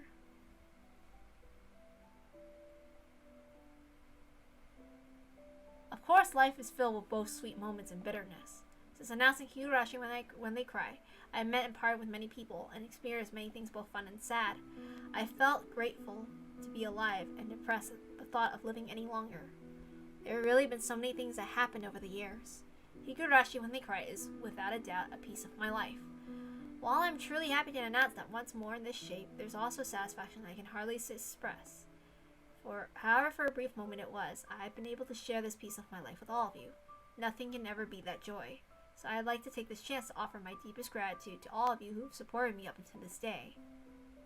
Without your support, Ryukishio 7 could not have kept writing this long. Yes, you are the reason I'm alive here today. So I'd like to offer you my sincere gratitude. And that's why I've given this edition the title HOU, or offering. So please, I hope you all will accept these things from me. And now, with our dedication to the past complete, I'd like to discuss the future. Up until now, I've continued to release a new title at every comic market and twice a year for over 10 years straight. Those 10 years of my youthful days were like a summer vacation. Though through every moment was fulfilling, they all flew by in the blink of an eye. While I used to have both plenty of stamina and willpower, I've hit my 40s without even realizing it. I've already dedicated all of my youth I could spare shaving away at sleep and pushing my body to its limits as I did back when creating Higurashi. Retire? Of course not. I haven't lost my interest and passion for creating new titles yet. I just need to adjust my lifestyle to one more befitting my age. I touted the idea of announcing a new title at every comic get held twice a year, as if it was a supreme command for the past 10 years. However, the amount of work involved in adding production effects to that much text and debugging at all is something neither myself nor our reliable staff and few companions are young enough to continue doing as we once did. That was when I realized something. What everyone reading my titles is looking for isn't producing a new one twice a year, is it? There is a reason I continue to focus on releasing twice a year. It was only a lucky fluke, and if I at least continue to produce 2 new titles a year, then people will remember me. That is the reason, or at least a sense of threat, that loomed over me. When I produced Higurashi when they cry HOU this time, I finally felt like I had a chance to be free of the way I lived in my 20s and 30s, a chance to be free of the twice-a-year curse, and above all, the chance to forgive myself. Thanks to all of your support, I've managed to where I am today. My life until now has passed by far too fast, like I was in a short-distance race. But I can't be grateful enough to all of you who gave me such a thrilling life. I hope to spend the next 10 or 20 years returning the favor to you all, though I still haven't figured out exactly how to do that yet. But then I thought perhaps my way of returning that favor is to continue producing new titles, even if it's not 2 per year. Yes, I think it is. But I'm still a little worried. If I stop producing 2 titles a year, will everyone forget about me? To be honest, I'd rather run from that fear by holding my conviction of announcing 2 new titles per year, even if it meant I might collapse tomorrow. But the time for such forced endurance is long past. I'm at a point where I need to hold firm to reevaluating myself. If I were allowed to ask for one selfish thing, then please, while I can't promise what it will be, I'd like to see you all again whenever my next title ends up being. I don't know what my next title will be, but what shape it will take or when it will be announced. It pains me that I can't promise anything about it, but there's one thing I can promise with my very soul, and that is that I will not stop continuing to produce new titles. I definitely want to repay you all for giving me this opportunity and the willpower to write so many things. So even if that's all I can promise, I want to promise you at least that. My next title might not be limited to visual novels. I might return to 07th Expansion's roots and announce a non-electric game. Perhaps I might announce my involvement in a professional title like a visual arts rewrite. Or perhaps it'll be something completely new that I can't even imagine right now. But I definitely want to continue creating something that you all can enjoy. Starting next year, perhaps it'll be a marathon instead of a short distance race. It might prove difficult doing even 1 comic get release per year. But writing, creating something I'll never stop doing. So please wait for me, for whatever and whenever the next one they cry comes. I hope you'll wait patiently for me. This has grown long now, but thank you very much for putting up with my selfishness.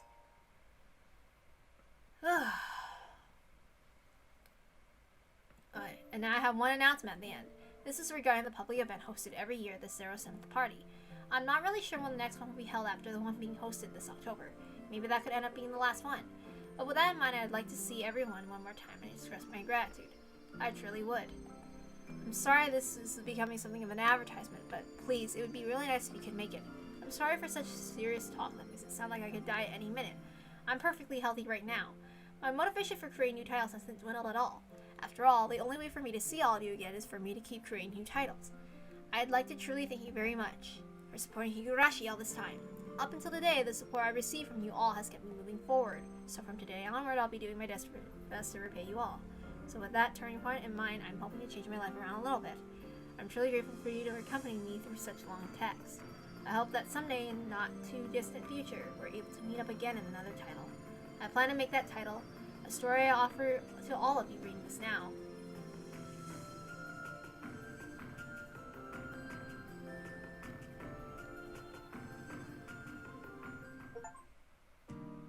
We did it! Oh my god.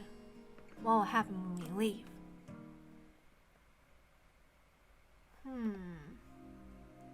I have to wonder something. No.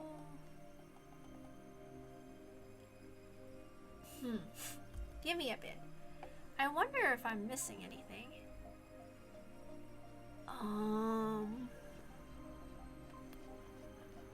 Okay, I did it.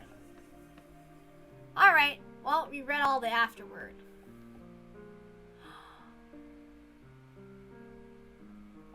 Okay, well, that's all the streaming I'll do for now. I'll get back later or something, I don't know. I have to go. Hello, everybody. I am just gonna... it's not really a super important stream, since I'm gonna just read all of Ryukishi's afterwards. Oh my god, is that the Onigari no Ryo? I see it! Okay, anyway. That's the Onigari no Ryo. That's the sword over there. Okay. I know we have some Rika art at the end. So, okay, we're gonna read the secret staff rooms, all those. So, the following contains references to unique terms and trends from the time, along with the assignment immediately following completion of the master copy, so please read it with forgiving eyes. So we're gonna read through all of these. Even though some of these we've already read through before. Wait, what the? What happened to... Did we accidentally speed through Onikakushi? Oops. Oh well. So let's read through these. And stuff. We're just gonna go over... It's kind of like going over memory lane, okay? I've been part of Higurashi's thing. Okay, so I'm like gonna turn 29 in like 6 days. So yeah, so it'll be my birthday. I think I've been a long time fan of Higurashi since I was like 13. But like I wasn't there in the beginning. I got in through the anime, but still. Like I believe I said that I was playing Super Smash Brothers and all that stuff. I was into Super Smash Brothers Brawl. So I would look up any random parody, like Gijinka stuff or whatever, or just memes or whatever, and then there's like Super Mario Haidan or something like that, and then one day it was like, what if Higurashi was an anime? So like there's all these trace sprites of all the Higurashi characters, screenshots, traced as the Smash Brothers characters. And that's how I got into Higurashi, because like it played this one song that I really love. You. It's not Dear You, it's just called You. And it was, you know, the person that sings it, Yuduki or Yuzuki or something, I'm not sure. And then like, and it was, of course, it's, you know, the composer is Dai. And like, if you know anything about Higurashi, it's like, oh, he heard Ryukishi's music in his early vision novels, like, you suck, I'm taking over, something like that. I saw that on Twitter. So yeah. But like, that was what, that song, through Smash Brothers Brawl, through Smash Brothers, I was so into Smash Brothers since I was like 8 or something like that, since Melee, that my fixation on Smash Brothers led me to Higurashi no Naku Koro ni, so. And then into When They Cry. So yeah, you can thank my interest in video games for that. since I've always been like into, and I was on the internet when I was like 12 or 13, you know, when I'm not supposed to be using the internet and all that stuff. And okay, I was so crazy about Higurashi at that time. I watched the anime, rewatched it 6 times. Okay? I showed my sister. We went through Higurashi and Higurashi Kai. But you know, my first time watching the anime, I was going to drop it in the second arc. Because, like, why? It's like, Mio, why? Why are you doing this? It was because of you, Keiichi. If only you gave me that doll. And it was like, a doll? Are you kidding me? Oh my god, this is so stupid. Where's the gore? Oh, this is so stupid. I'm gonna drop this. This is so boring. Okay. So like what? So what if like, this is so stupid. So I'm like, why the hell should I watch this? But the music is so good. I love that song. Like, it's such a, like a simple melody, but I don't care. I love it. And I kept going, but first I was like, okay, how about this? When does this shit get good? I skipped to Higurashi Kai because I read the YouTube comments. I do my research by like looking through the comments or whatever I have to do. And like, so I did that. And I was like, so I watched it, and then of course that's Yaki Tsubame Hen, or I don't remember, or Yaki Mush. I don't remember the name of that arc because it was an anime original arc. And then I was like, what the fuck?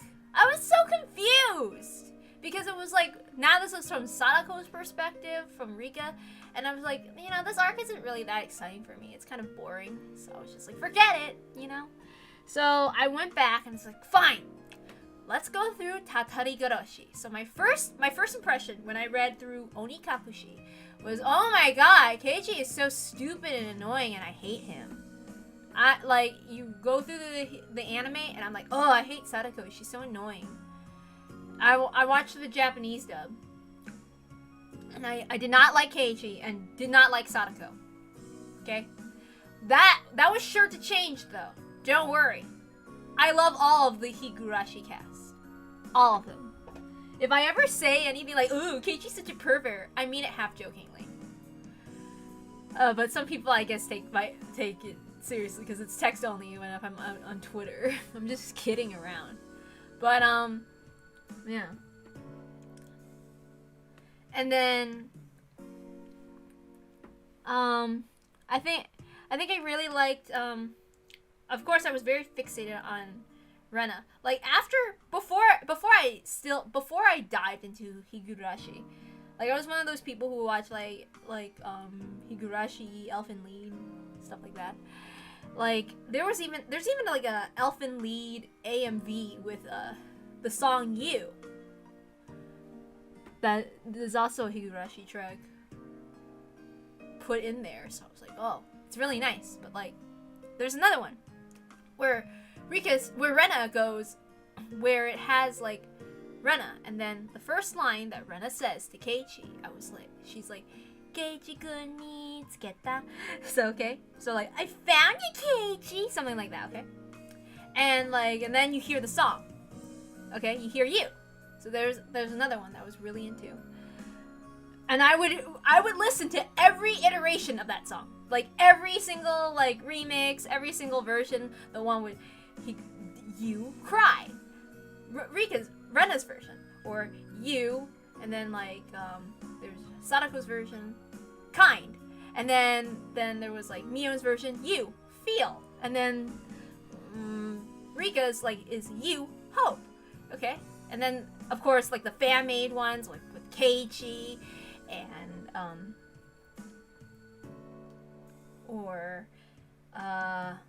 I can't remember all their names, but I remember how all of them sound because I used to listen to them religiously. Okay, like I was so into the Higurashi anime. I wanted to really, I was so fixated, like, whatever information I could get myself on, I try to remember everything about Higurashi. Like, I try to be like, okay, this is the order of everything that happens in, I remember all the names, I remember what happened, like, all the Higurashi anime information. I couldn't get my hands on the visual novels back then, because I didn't know how to. I was like 12 or 13, okay? Like, when I got into anime stuff, that was only because, like, my siblings who were adults had friends who were into pirating anime, okay? I watched Higurashi on YouTube, okay, when people like, upload illegal episodes or whatever, and I watched Higurashi through there. That's how I watched it. So I didn't know how to pirate shit, so I didn't know how to go into the visual novels, and back then, and I don't know, as a kid, I was like, oh, I fucking hate reading. I'm never gonna read my entire life. Yeah, that's boring. I'm never fucking reading. And then, like, we'll get to that point. Okay, so, like, I was so obsessed with Higurashi. Okay? Like, I would, like, and you know, my number one thing, it's the music. Okay? That got me hooked into it. Okay? But, so I'm watching through. I keep watching. I was just thinking in Watanagashi, I'm like, oh, this is so boring. Oh. And like, oh, where's the death and gore? Oh, okay, cool. And then like, and you remember, I was like, oh, I was bored, I was gonna drop it, and I go to Kai, and I'm like, what? So we go into Tatarigoroshi, and I'm like, okay. Oh, this is kind of cute. It looks like Keiichi's getting to know each and every one of these girls. That's nice. Even though I hate Keiichi, and I think he's stupid. Oh. That's interesting. So there's more to Keiichi. He's actually a very smart guy, and he actually cares about his friends a lot. He's not just a stupid pervert that pisses me off and makes me think, oh, why the hell are we not fixated on Rena? Also, when Rena like does that, Rena kind of has this mysterious vibe to her. So I thought, my first impression of Rena when I was hearing that song, I was like, is she a witch? She gives me like witch vibes. Like, I don't know. I feel like she would. like she gave me like these supernatural vibes, because like Higurashi always had this thing like supernatural kind of vibes. So I'm thinking like, oh, magical girl Rena. Lo and behold, in Higurashi, in Umi Neko, When They Cry. Sorry, I did not get into like Saikoroshi where they talk about the witch stuff yet. Where like Rika calls herself a witch, and then like in Umi Neko, we bring in the witches. And it's like, damn. I might talk about my feelings about Umi Neko on here too. Even though this is a Higurashi stream. There's no room for Umi Neko, right? Because then I'd be spoiling it. But like, I don't know how I'm gonna get Umi Neko last note. I'm thinking about trying to get into the pirates or whatever. But if it comes out on Steam, I'll definitely go through it. Yeah. They better get Tsubasa, Last Note, all that stuff. Or Saku. I need it! I need more Umi Neko content! Sorry, I'm a little crazy about that. Yeah. What else do I want to say? Okay. After that, so it was interesting. After like seeing what happened in Tatarigoroshi, I'm like, holy shit. Well, I don't remember if that was my reaction, but I'm like, everyone is dead? Oh my god. And then we go through the time killing arc, and I'm like, oh, I'm so bored. I don't care about Akasaka. Okay, I do care about him. At first, I think he's stupid. So I'm like, oh, I don't care. Oh, Rika! Baby Rika, she's so cute! Actually, okay, so my first impression was, oh, Rika's cute! She's my favorite because she's the cutest one. Just like Rena. I like things that are cute. So for a long time, I was Rena Kinney. So yeah. So I'm like, oh, so cute.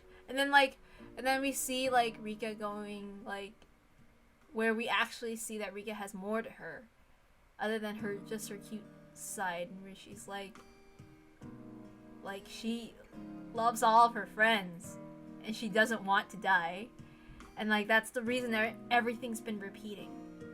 It's just like. And then you get the feeling, if you saw it in her perspective, you see she'd probably be trying over and over again. And like, But my understanding of the anime is like, okay, this is more interesting. So we're getting to know about Rika. Okay. But yeah. And then I have to say Rika and Rena are my favorite characters. I especially relate to Rika with how like she can be and stuff. And then we get into Meikashi and we see things from Shion's perspective. And then of course I'm like, ooh, blood, guts, and gore! Yay! But I'm just like, so my impression of Shion in this is not very good because they bastardized her character. So it's not good at all. And all that stuff. Like, you don't really get the feeling that she's someone that has qualities to her that matter. So it's just kind of like, they really dumbed down her character. Shion and Sadako and Keiichi's characters suffer under the anime's writing, which is like, ugh. So yeah, I wasn't really that into Shion. Other than, oh my god, we get to see gore and killy stuff. Whee! Yay! I was like, I used to be like this kind of person who's like, I don't like horror, I don't like gore, I don't like all that stuff. But nowadays, like, as I was growing up, I was just like, oh my god, yay! They're still kind of like icky, but I'm like, woo! It's still kind of fun and entertaining, even though it's like, ah! I don't know, it's fun to get some reactions out of myself, so, yeah. But,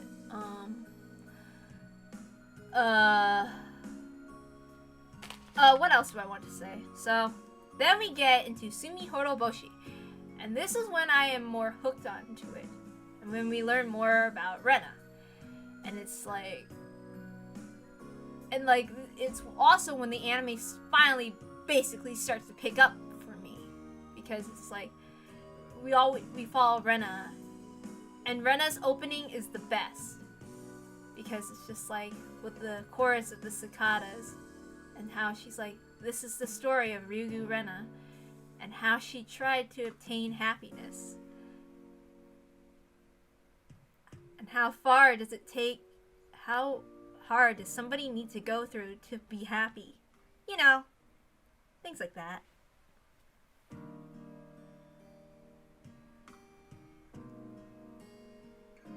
I mean, I think everybody could agree middle school is like a really hard time to go through and all that other stuff. But that was pretty good, I think.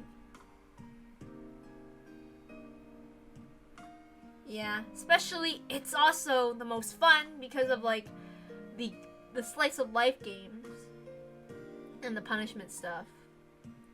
Especially with the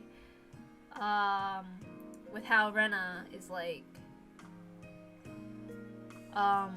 you know, with Keiichi and Rena and the fight on the roof, the water gun battle, things like that.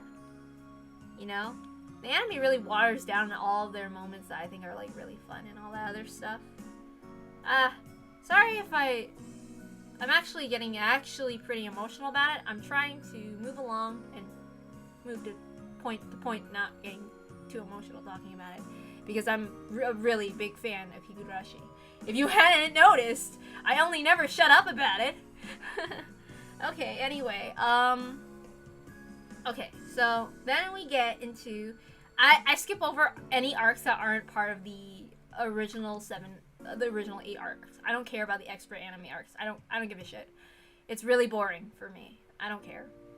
Especially with one of the problems with Ryuki's writing, some people say, but there's a point to the repetition, but I'm like, I'm not dumb. I don't fucking need the repetition. It's really fucking annoying. I might cut out those repetitions every single fucking time, because we don't need a fucking repetition. If I ever, like, perfect my readings of Higurashi and all that stuff, and I cut out all my commentary and all that stuff, yeah, that's gone. I hate it. It's my least favorite thing about Ryukishi. He's one of my favorite authors, but he isn't perfect. Especially with some of the gross shit that he does in his writing. I love him. I would love to meet the man. Respect the man. But those are some things I don't respect. Some of that shit? Nah. What the fuck? Ryukishi, seriously. gotta cut down on being pervy with this shit, okay? Okay, so then we get into my favorite arc. This is when Higurashi basically solidifies to being my favorite. Okay, Sumi Horoboshi finally caught my attention. And then Mina Goroshi is where, I'm sorry about the clap, I'm just really excited. It's like, Mina Goroshi, oh my god, that one's my favorite, okay? Like, basically, all the puzzles, the pieces, they all come together. When you watch the anime, you kind of don't really understand these fragments that are always brought up, but like, when you start thinking about how everything, all these things, they're connected, it feels like you're actually collecting all these pieces and solidifying them together, which is like, in a way, that's a pretty good metaphor when you keep watching it. It's all that stuff with all those like fragments, and it's like, it's a really good way to visualize it and all that other stuff. And I was right to visualize it like that. I was telling my sister about, I feel like I'm putting like these pieces together, like, and they're just coming together, and she's just like, I don't get it. And it's like, how can you not get it? They literally bring up like fragments later on, and it's just like, it does really feel like you're putting pieces together to make a giant picture, and like to make something ideal, to solve all the mysteries, to do all the other stuff. And it's just like, I don't get how you don't get it. Like, she was an adult. I was like in middle school. Okay, but I was so into it. Like, we're finding out everything, all the things that were confusing us. I don't care about any of the mysteries after like the first 8 though. Could give a list of shit about that. I don't care about like the people with Takano. I don't give a shit. I don't care about the extra arcs very much. If you hadn't noticed, even reading Saikoroshi, I'm not super into it. I'm a little emotional about it at the end, but it's not that, for me, it's not that worth it to me. Plus, all we do is follow Rika kind of moping around, so it's kind of a boring thing for me. Let me think. Okay, so what I love about Mina Goroshi.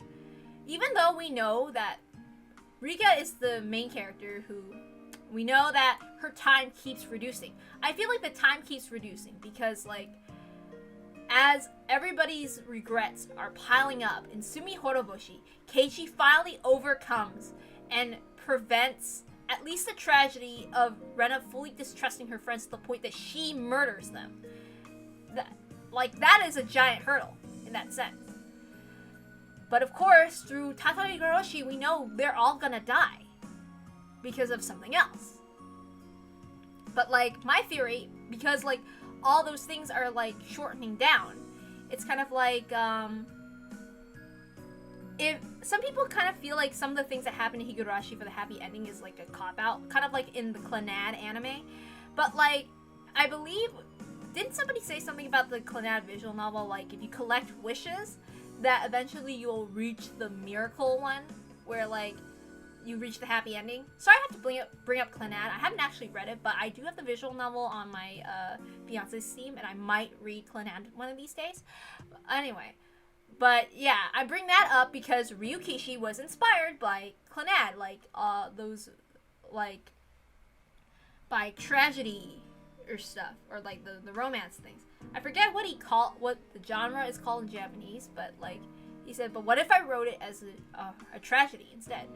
Like instead of these like whatevers. So that's why I bring it up, because he was inspired. In fact, if you look at Ryukishi's art and the way that he shades it with the key anime stuff, you can tell because of like, look at how they're shaded. Like I'm not, other than streaming, I am an artist, okay? So I was studying the style itself, okay? I drew them, like the sprites for Higurashi for funsies, when I'm trying to recreate the CGs from like other Higurashi ports. That's what I saw. So yeah, sorry to go on a random tangent like that, but like, I feel like I theorize the reason why Rika's time is shortening is because those problems are being solved, and we're seeing those pieces and all that stuff, and like we can slowly piece together all these mysteries and everything, and it's solidifying as like things being overcome, so you don't need a review over that because that would be fucking boring. Like, come on, imagine that you had all this time and then, like, you had to witness all that stuff over and over again. Like, there's no need to do that. Which is why, like Rika would get less and less time to review all that time, because there's no need for that.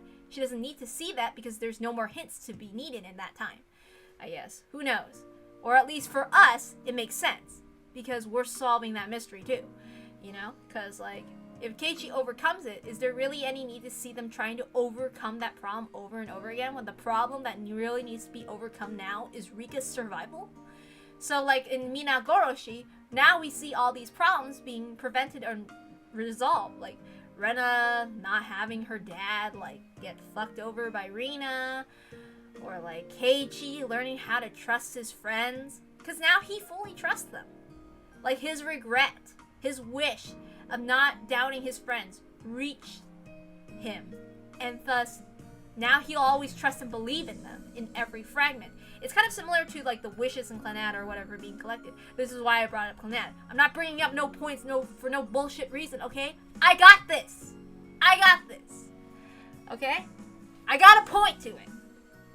Sorry, it's mostly rambles and stuff, but this is the, I don't know. It could be the last Higurashi thing. You never know. I mean, there's Higurashi Origin, but I just want to bring this up. Okay? Because this is a series that's near and dear to my heart. So I have to say it. So, and then not just that, Shion not having her jealousy tripped by her sister.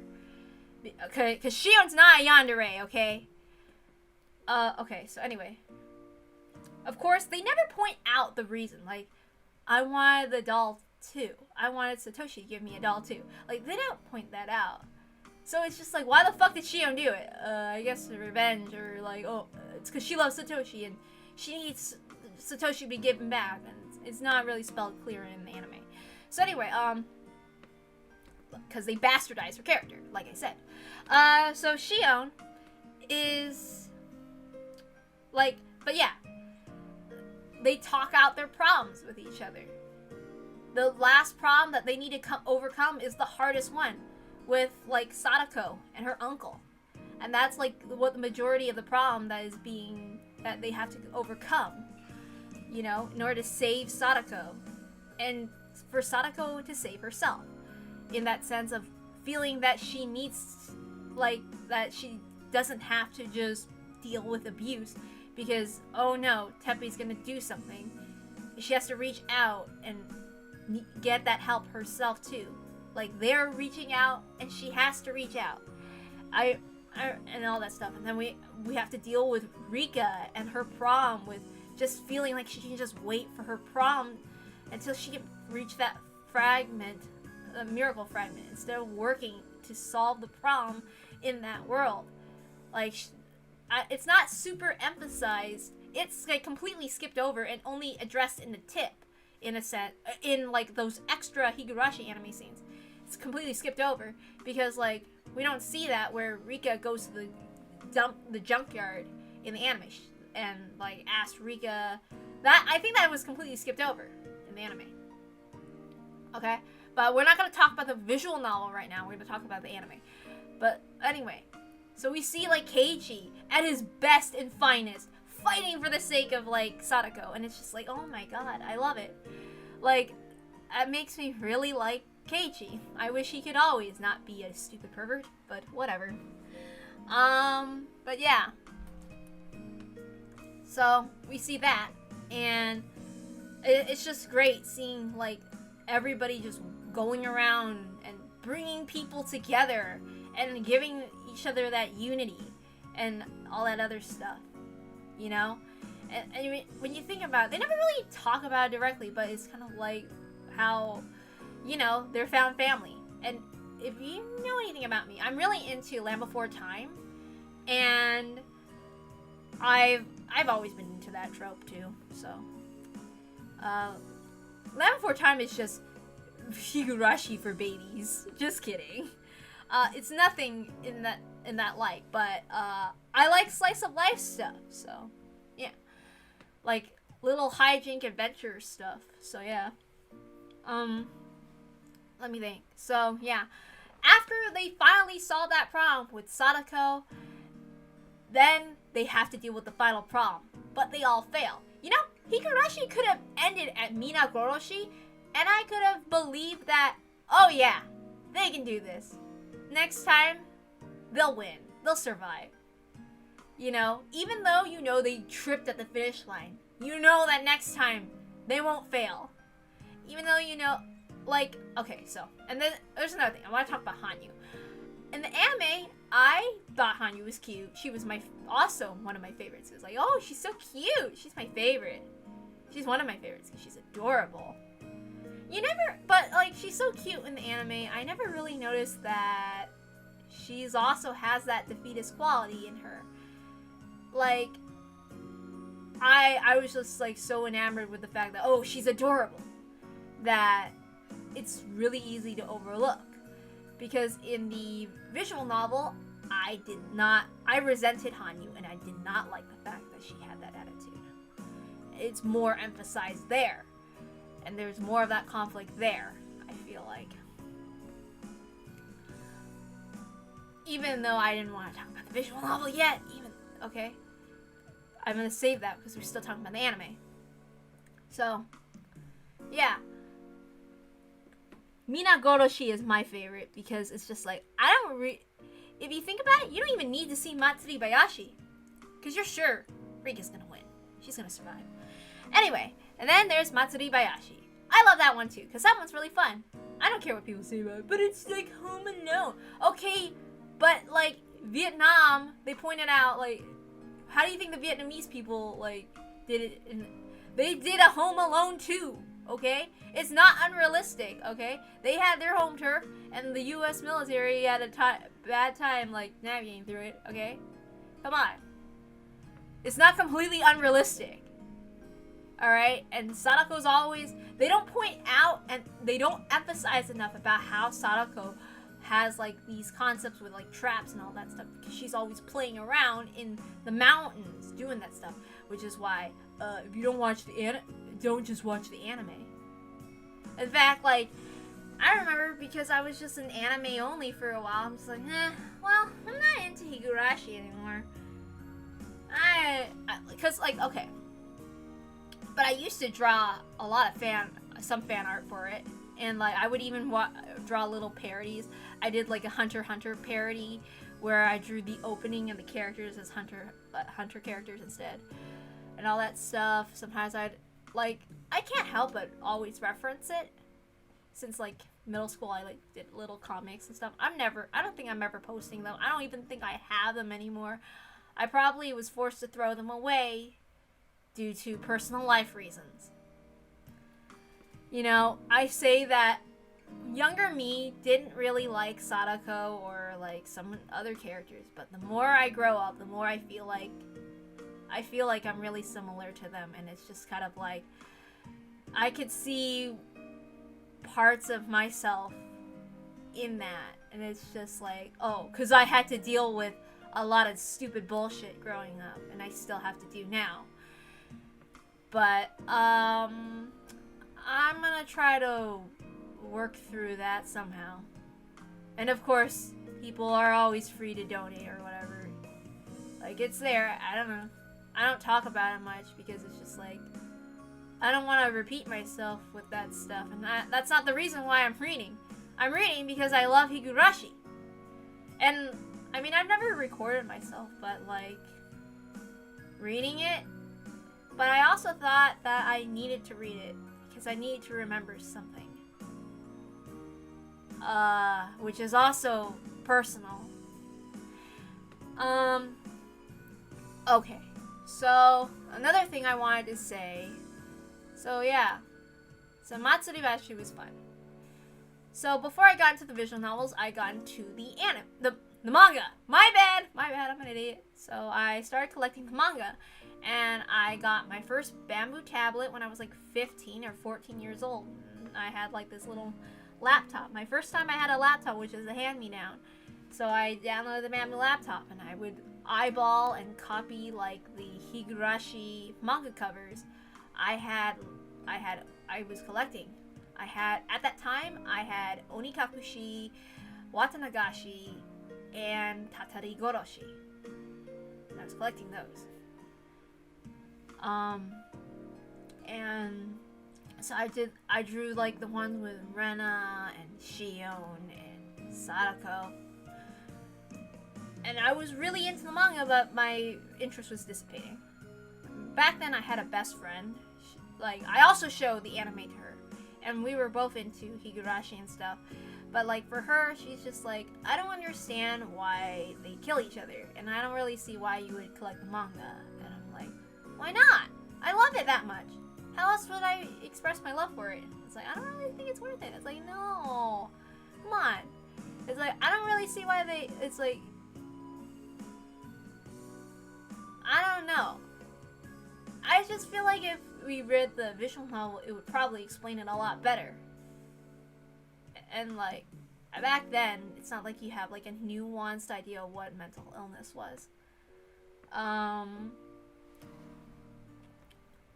But reading the manga, I appreciate Keiichi and Sadako's characters more. And like, reading through reading through the manga is more emotionally impactful than the anime.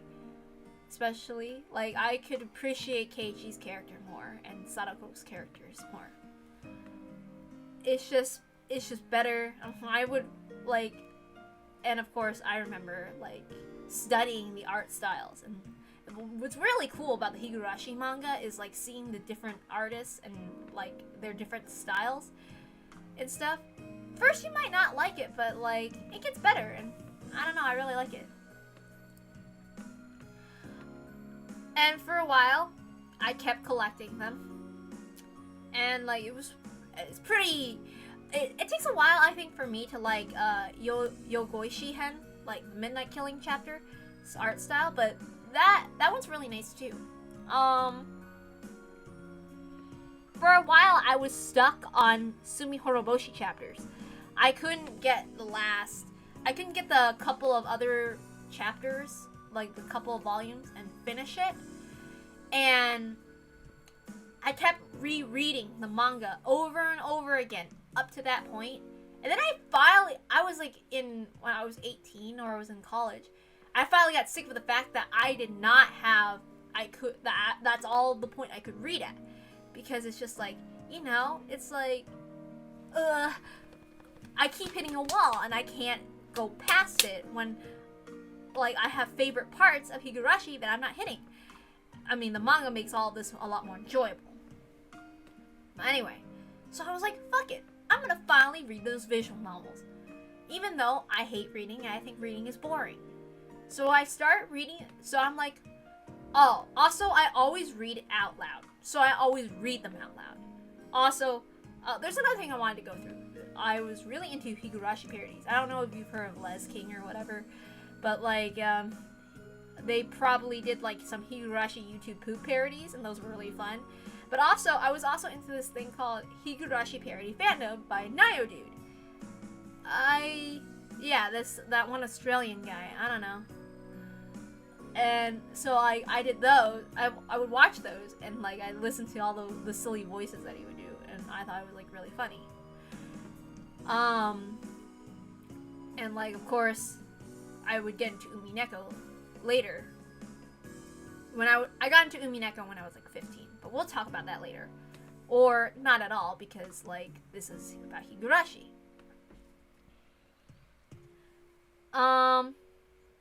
So yeah. Anyway, let's get to the visual novel stuff. Like, when I first read the visual novels for Higurashi, my first visual novel that I read for Higurashi out loud, because I would read out loud because I did not like reading in my head. So I would always voice act. So I already was reading like the voices and stuff since I had the manga, like when I was 14 or 15. So I've been reading for a long time out loud for the Higurashi and Umineko stuff. So, but I started like officially reading the visual novels when I was like 18, and like Sumi Horoboshi was my first one. Okay, so I would read that. So yeah, I finally got into reading the visual novels. Actually, it wasn't the first time I've had exposure to the visual novels, because I would sometimes see some snippets. So the part that I read was the Higurashi Minagoroshi chapter, where I read the part where, of course, everybody gets killed. I always read that part. Like, so that was my first exposure to the Higurashi visual novel on YouTube. And of course, the most impactful line and the most favorite line is how, like, Takano shoots those dead silver shells.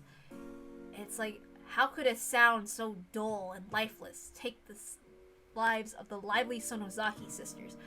Like, oh my god, that's my favorite. It's like when you think about it, it's one of my favorite impactful lines during that scene when you read Minagoroshi chapter, like in that section. And then I don't talk about it, but like, yeah, that's one of my favorite lines, because of course I'd have to put so much commentary up the ass. Also, one day I plan to learn Japanese. So I was thinking, what if I wrote down the visual novel in Japanese while studying the Japanese, and then read all of them in Japanese out loud, because that's the only way I can read. Because I can't do it in my head. Are you kidding me? I'd be screwed. Plus, doing that would be like, well, it's kind of embarrassing to speak out loud, you know, when you're practicing. Oh yeah? What if you could do it if you read, like, the Higurashi lines? Not so bad. Not so bad. Okay, let me get back on topic. So, yeah, my love for Higurashi was, like, dying down, because I'm like, whatever. But, like, then I read the visual novels, and I read Sumi Horoboshi, and we get to the part. Also, reading through the manga and all that stuff, it made me realize Rena and I aren't that similar. Because because like, she loves her dad. I don't have a love for my parents. Because I have a different family situation in that sense from Rena's. But, I mean, as I get older and I read through it, there's actually parts I probably do actually relate to Rena about in some cases. But we're not going to go over that. Anyway, so we read through, and like, my god, the wonderful opening where Rena talks about her journey and everything, and then we go through the intense wire gun battle, which I freaking love, and then we keep going through Rena's scenes and how she feels about things, and when she kills Teppei and Rina, and then everybody finds the bodies, and we hit that point where where Rena like lectures everybody about how Satoshi, like, about at that time he was suffering and nobody did anything about it, and like, but how she also resented herself, and she calls out everybody, but of course everyone also regrets what they did, and then Keiichi brings that out. Like, it's much better than the anime, because like there's a lot of details that are missed, a lot of nuances that are missed about why the characters feel the way they do. And it's just like, oh, but it's the visual novel. There's no way you can fit it. There's a way that you could do it, okay? There's some creative ways that you could do it. You just gotta think creatively. If you're not putting in the heart and love to make sure those ideas come across, that nuance can come across, you're not very good at adapting. That's just my point. That's just what I think. Nothing is impossible if you put your mind to it. I could probably think of something, okay? I'm an artist. Couldn't I try to assist or put in my own idea and input? If like I had some input into like a Higurashi anime thing, I could probably think of some storyboards and all that stuff. I love Higurashi. I love Mineko. You call me for that, I'll be there. I'll be there. Okay? I love it. Okay? Like if Higurashi was a person, if When They Cry was a person, okay, I've been a fan for since I was 13. Okay, and I'm 29. I'm practically married to the series, okay? We're practically married. It's a lifelong marriage. If I had to put it in a metaphor, that is how much I love the When They Cry series, okay? We're married. I've been married to this thing longer than I've been together with my fiance. That's how much I love it. Okay? And like, going through this series is like, it's like gold to me. Okay? Anyway, I finally fell in love with the series all over again when they played Birth and Death, because my God, it is not a When They Cry novel without the sound. Okay, it was the first thing that drove me to listening to watch Higurashi. It was, and it's the thing that caused me to just go for it. Okay, I loved the song "You" so much. I recomposed it by ear to play it in a piano recital. That's how much I loved it. Okay, I used to play piano. I don't talk about it very much because I hate piano, and I would rather play the guqin. Okay, because I'm like Chinese. Okay. But yeah, like, I could even sing it too, and I could probably remember all of it. I used to even sing the English version. You know, I'm wondering where you are and when. Okay, yeah, that's not important. But anyway, yeah.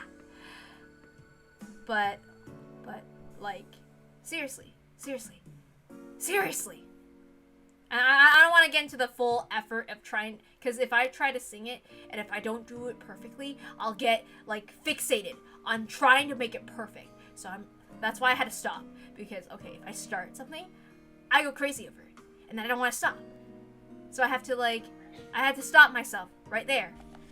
Oh my God, I think somebody's about to interrupt my gushing about Higurashi no Naku Kuroni. You better not do that. You better stay away. I'm talking about Higurashi. Don't interrupt my precious time, okay? You think, like, religious zealots love their god? No, they don't love their god as much as I love Higurashi no Naku Kuroni and Umineko no Naku Kuroni. Are you kidding me? Are you kidding me? You interrupt that time, I'm on you. I'll put my fangs on you. Okay, I'm sorry. I'm just kidding. But, yeah, I'm super obsessive, so, yeah. I'm super obsessive to the point that, like, I don't want to listen to other people's thoughts about it if they're not smart enough to understand the nuances, because I'm too much a fan. Are you kidding me? Like, I'm always like, oh my God, are they gonna talk shit about Sadako? You don't know Sadako, okay? Like, what, the things that she did in Go Sotsu? Yeah, she was validated, like, she felt like that's what she had to do. Okay? She's like someone who didn't have the, like, certain things to make her understand certain things. Of course, she would do what she did. Fuck off. She's a teenager. Okay? Or like Keiichi? Like, come on. Or Shion. Like, oh, Shion isn't just a yandere. She's an abuse victim. She's like, her family has this, like, thing where they traumatize their children, and there's like this thing where, like, there's definitely a lot of resentment toward Mion, toward her family. Okay, anyway, that's not important. So, at that point, Sumi Horoboshi, like, I was all over this series, all over again. Okay? Yeah, I'm just going on an hour rant about how much I love Higurashi. Okay? I never shut up about it. Okay, it's already 40 minutes and I can't shut up about it. I love it too much. I'm so sorry. I love it too much. Okay. And I know we were supposed to read the afterword. And I know I'm just gushing about it, but I don't care. We'll go over them. I just really want to talk about how much I love it. And after that, I just kept reading. Through my rereads, I read through that. Oh, I forgot to say, when I learned about Takano, I hated her in the anime too. I hated her. I thought she didn't deserve anything. And it's like, because the anime bastardized her character. But like, when you read through like Matsuri Bayashi in the visual novel, you learn like, it's so fucked up. Like, she loves her grandfather so much, she feels so dedicated. Like, she doesn't feel like she has a worth in her life, and that's why she does what she does. It reminds me of when, like, HOU is helping Naruto, is, like, helping Zabuza, and Naruto's like, why would you do this? And, like, to him, he feels his life is indebted to Zabuza, even though HOU in another life would probably be a good person.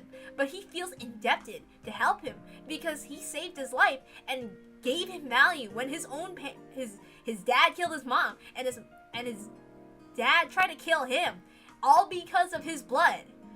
Like I don't know, but I remember when I was 12 when I was watching, or when I was 9 and watching Naruto, I was just like, I never want to watch a dumb thing with that didn't have any thought to it again, or something.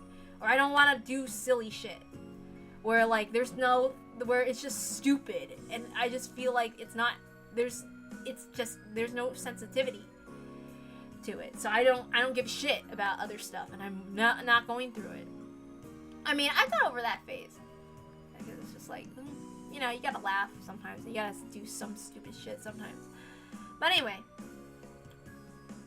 but yeah, that was my moment for, like, Takano, like, how she feels indebted to her grandfather, that she would give him his organs, her own organs, or whatever, that she felt like she as a child would want to give her life to her grandfather, this man that's so old that he's on his last legs, that really, I mean, that he's old, and that he could die and all that stuff, and that, like, where he can't really do that much, to the point that, like, Takano would be, like, you know, like, future generation stuff. She's not thinking about that. She's thinking about how, like, she's like a filial parent, a filial child, you know, like to the point, like, I don't think she read her grandfather's will about how, like, he wanted her not to just do what he did, to do her own thing.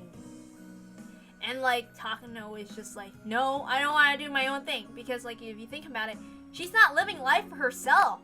She's living life for her grandfather. Like, she feels like she has to make that her own thing. And it's not like something that that is not her own thing. It's this devotion to someone that she loves, and it goes all wrong. Just like with Keiichi, where he feels like he should kill for Sadako. When you think about it, like, all the arcs where they go through these tragedies, like with how Shion and her misled vengeance, and for, like, Satoshi and her resentment, and Keiichi, his feeling that the only way that he can save Sadako is to kill, like, or with Rena, the only way she feels like she can protect her grandfather, her dad, is to kill. All those things are building up to Takano herself, and the reason why she feels like she's so desperate that she has to kill, because she has nothing left to her. There's nothing. Like it is, like, the anime doesn't do well enough to build up on these problems about how she feels about her grandfather. I don't think so. It's just like, oh, her grandfather saved her life, and, like, okay, now she's taking up on it, but it just doesn't feel as whatever. It doesn't emphasize how much she loves him enough, I think, and how much she'd do for him, and how much she feels like how traumatized she was from her parents dying from, like, the train or the bus, to the point that she felt like she wanted to make sure that it would never happen again, that she'd never be alone again, that nothing would ever affect her again. Like it's much more than just her devotion. It's like her fear of being alone. It's like her fear of this and that and everything, and how, and then, like, at the end in Matsuribayashi, like, one of the things that she thinks when Tomitake isn't there, and she just feels like she failed at her grandfather, she failed her purpose, and, like, she feels like he never should have even saved her life, that she should have just been in there and just been killed as a child. It's just like, god damn, what the hell? Like even, like, Takano doesn't really feel like she feels sorry or regretful. Or, like, another thing in Matsuribayashi, And I feel like this is another important scene that they left out with Tomitake, where he gets captured by Takano again.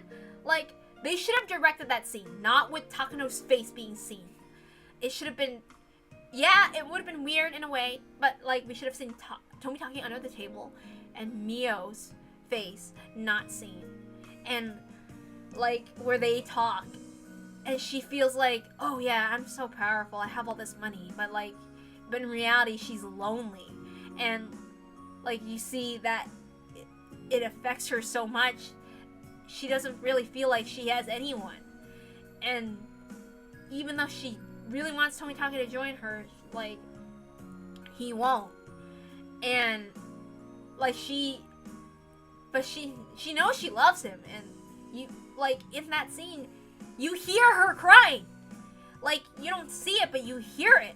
And it's like, that is such an important scene that they leave out. They fail to humanize her. They just give her this cartoonish thing like, oh, I have a god complex. Oh yeah, it's probably because of my grandfather. But yeah, I have a god complex. It feels so dumbed down and watered down to how complex her character actually is. And I fucking hate that when they do that with villains. Like, oh, it's just one reason. It's like, no, it's so many reasons why she did what she did. Like, you could do an entire breakdown, like I just did. I just did a breakdown of her character because I love her so much. Okay, sorry, I got really emotionally impacted by that, so I'm a little emotional about it. Anyway, but yeah, like, okay, for me, I'm so into Higurashi. Like, it's just, I could just talk about how every character is just like whatever for me. Like, and going through the visual novel has done a lot. Okay? Like, I wish I had read them sooner. Like, they're so good. So, during my rereads, then I read Meikashi. Yeah, I went a little backwards where I read it through Sumihoroboshi to Minagoroshi. And I read it from Meikashi to Sumihoroboshi to, like, Minagoroshi to Matsurubashi. Sorry, my bad. I forgot. And then, this is actually my second read-through of the whole visual novel in that sense. Okay, where I read through Onikakushi to now. So yeah, it's my first to second time. But yeah.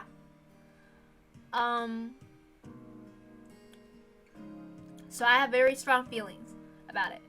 Now about the Higurashi OVAs, I don't want to talk about them. They're really bad.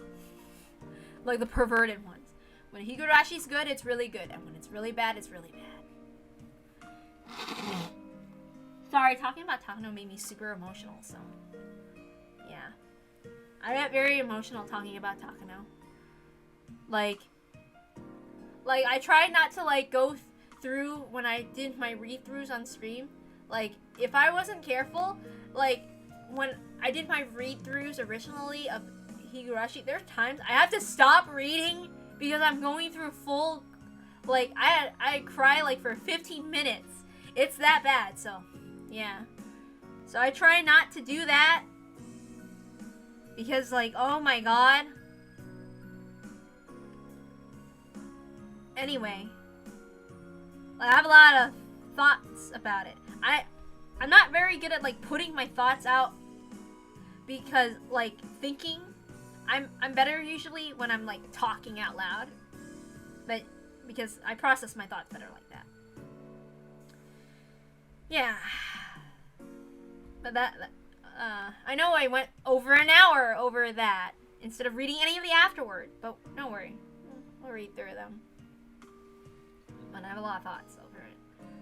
But yeah, going through, but also, not just that, going through, like, Higurashi and Umineko and then Gosotsu. I think that you can't appreciate Rika or Sadako's characters unless you read through all of when they cry. Even in Umineko, going through Lana Delta's thing and Burn Castle, it made me appreciate Sadako's character more, and so I actually really like Sadako now, as opposed to when I was younger. Actually, I did not like Sadako because she was bratty like me. Yeah, okay. Yeah. Yeah, that she's too similar to me to the point that it annoyed me, in that sense. And that I would like to mess around with my siblings. Anyway, that was one of the reasons why I disliked her back then. But I think I really like her a lot now.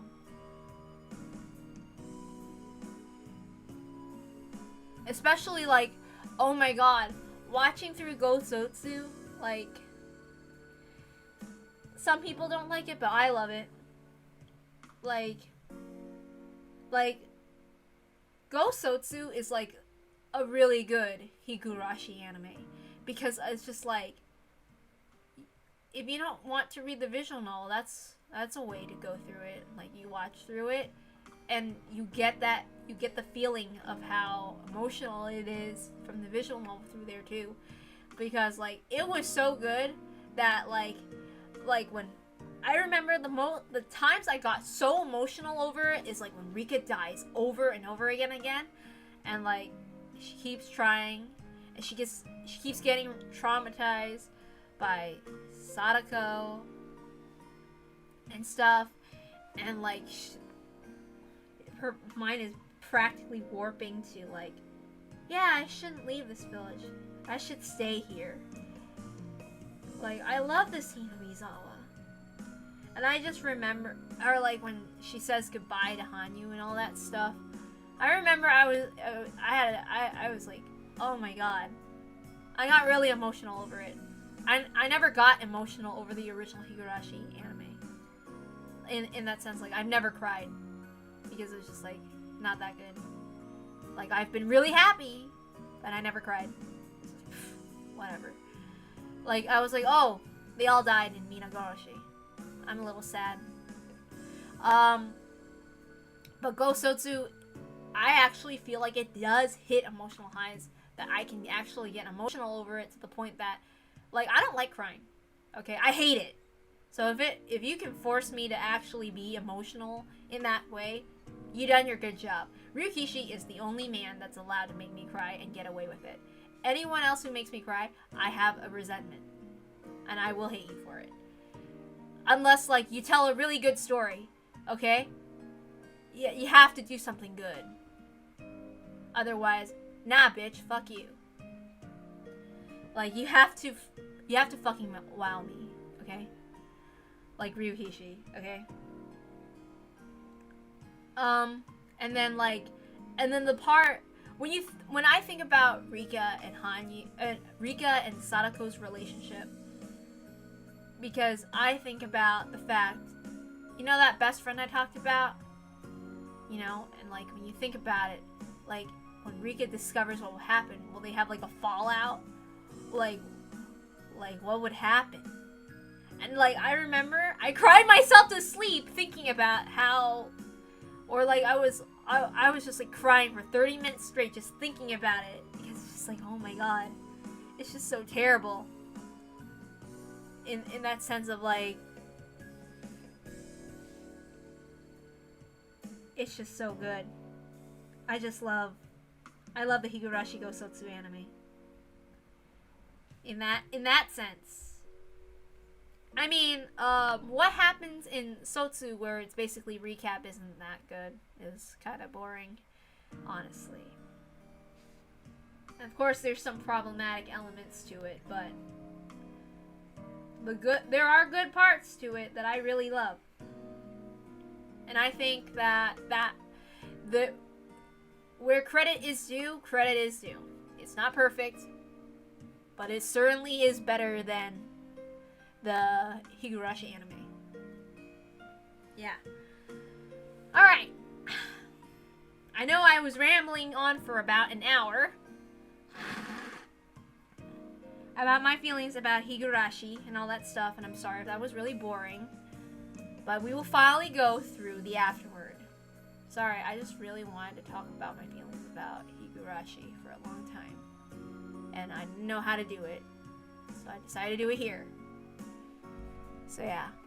So let's go through it. So Watanagashi.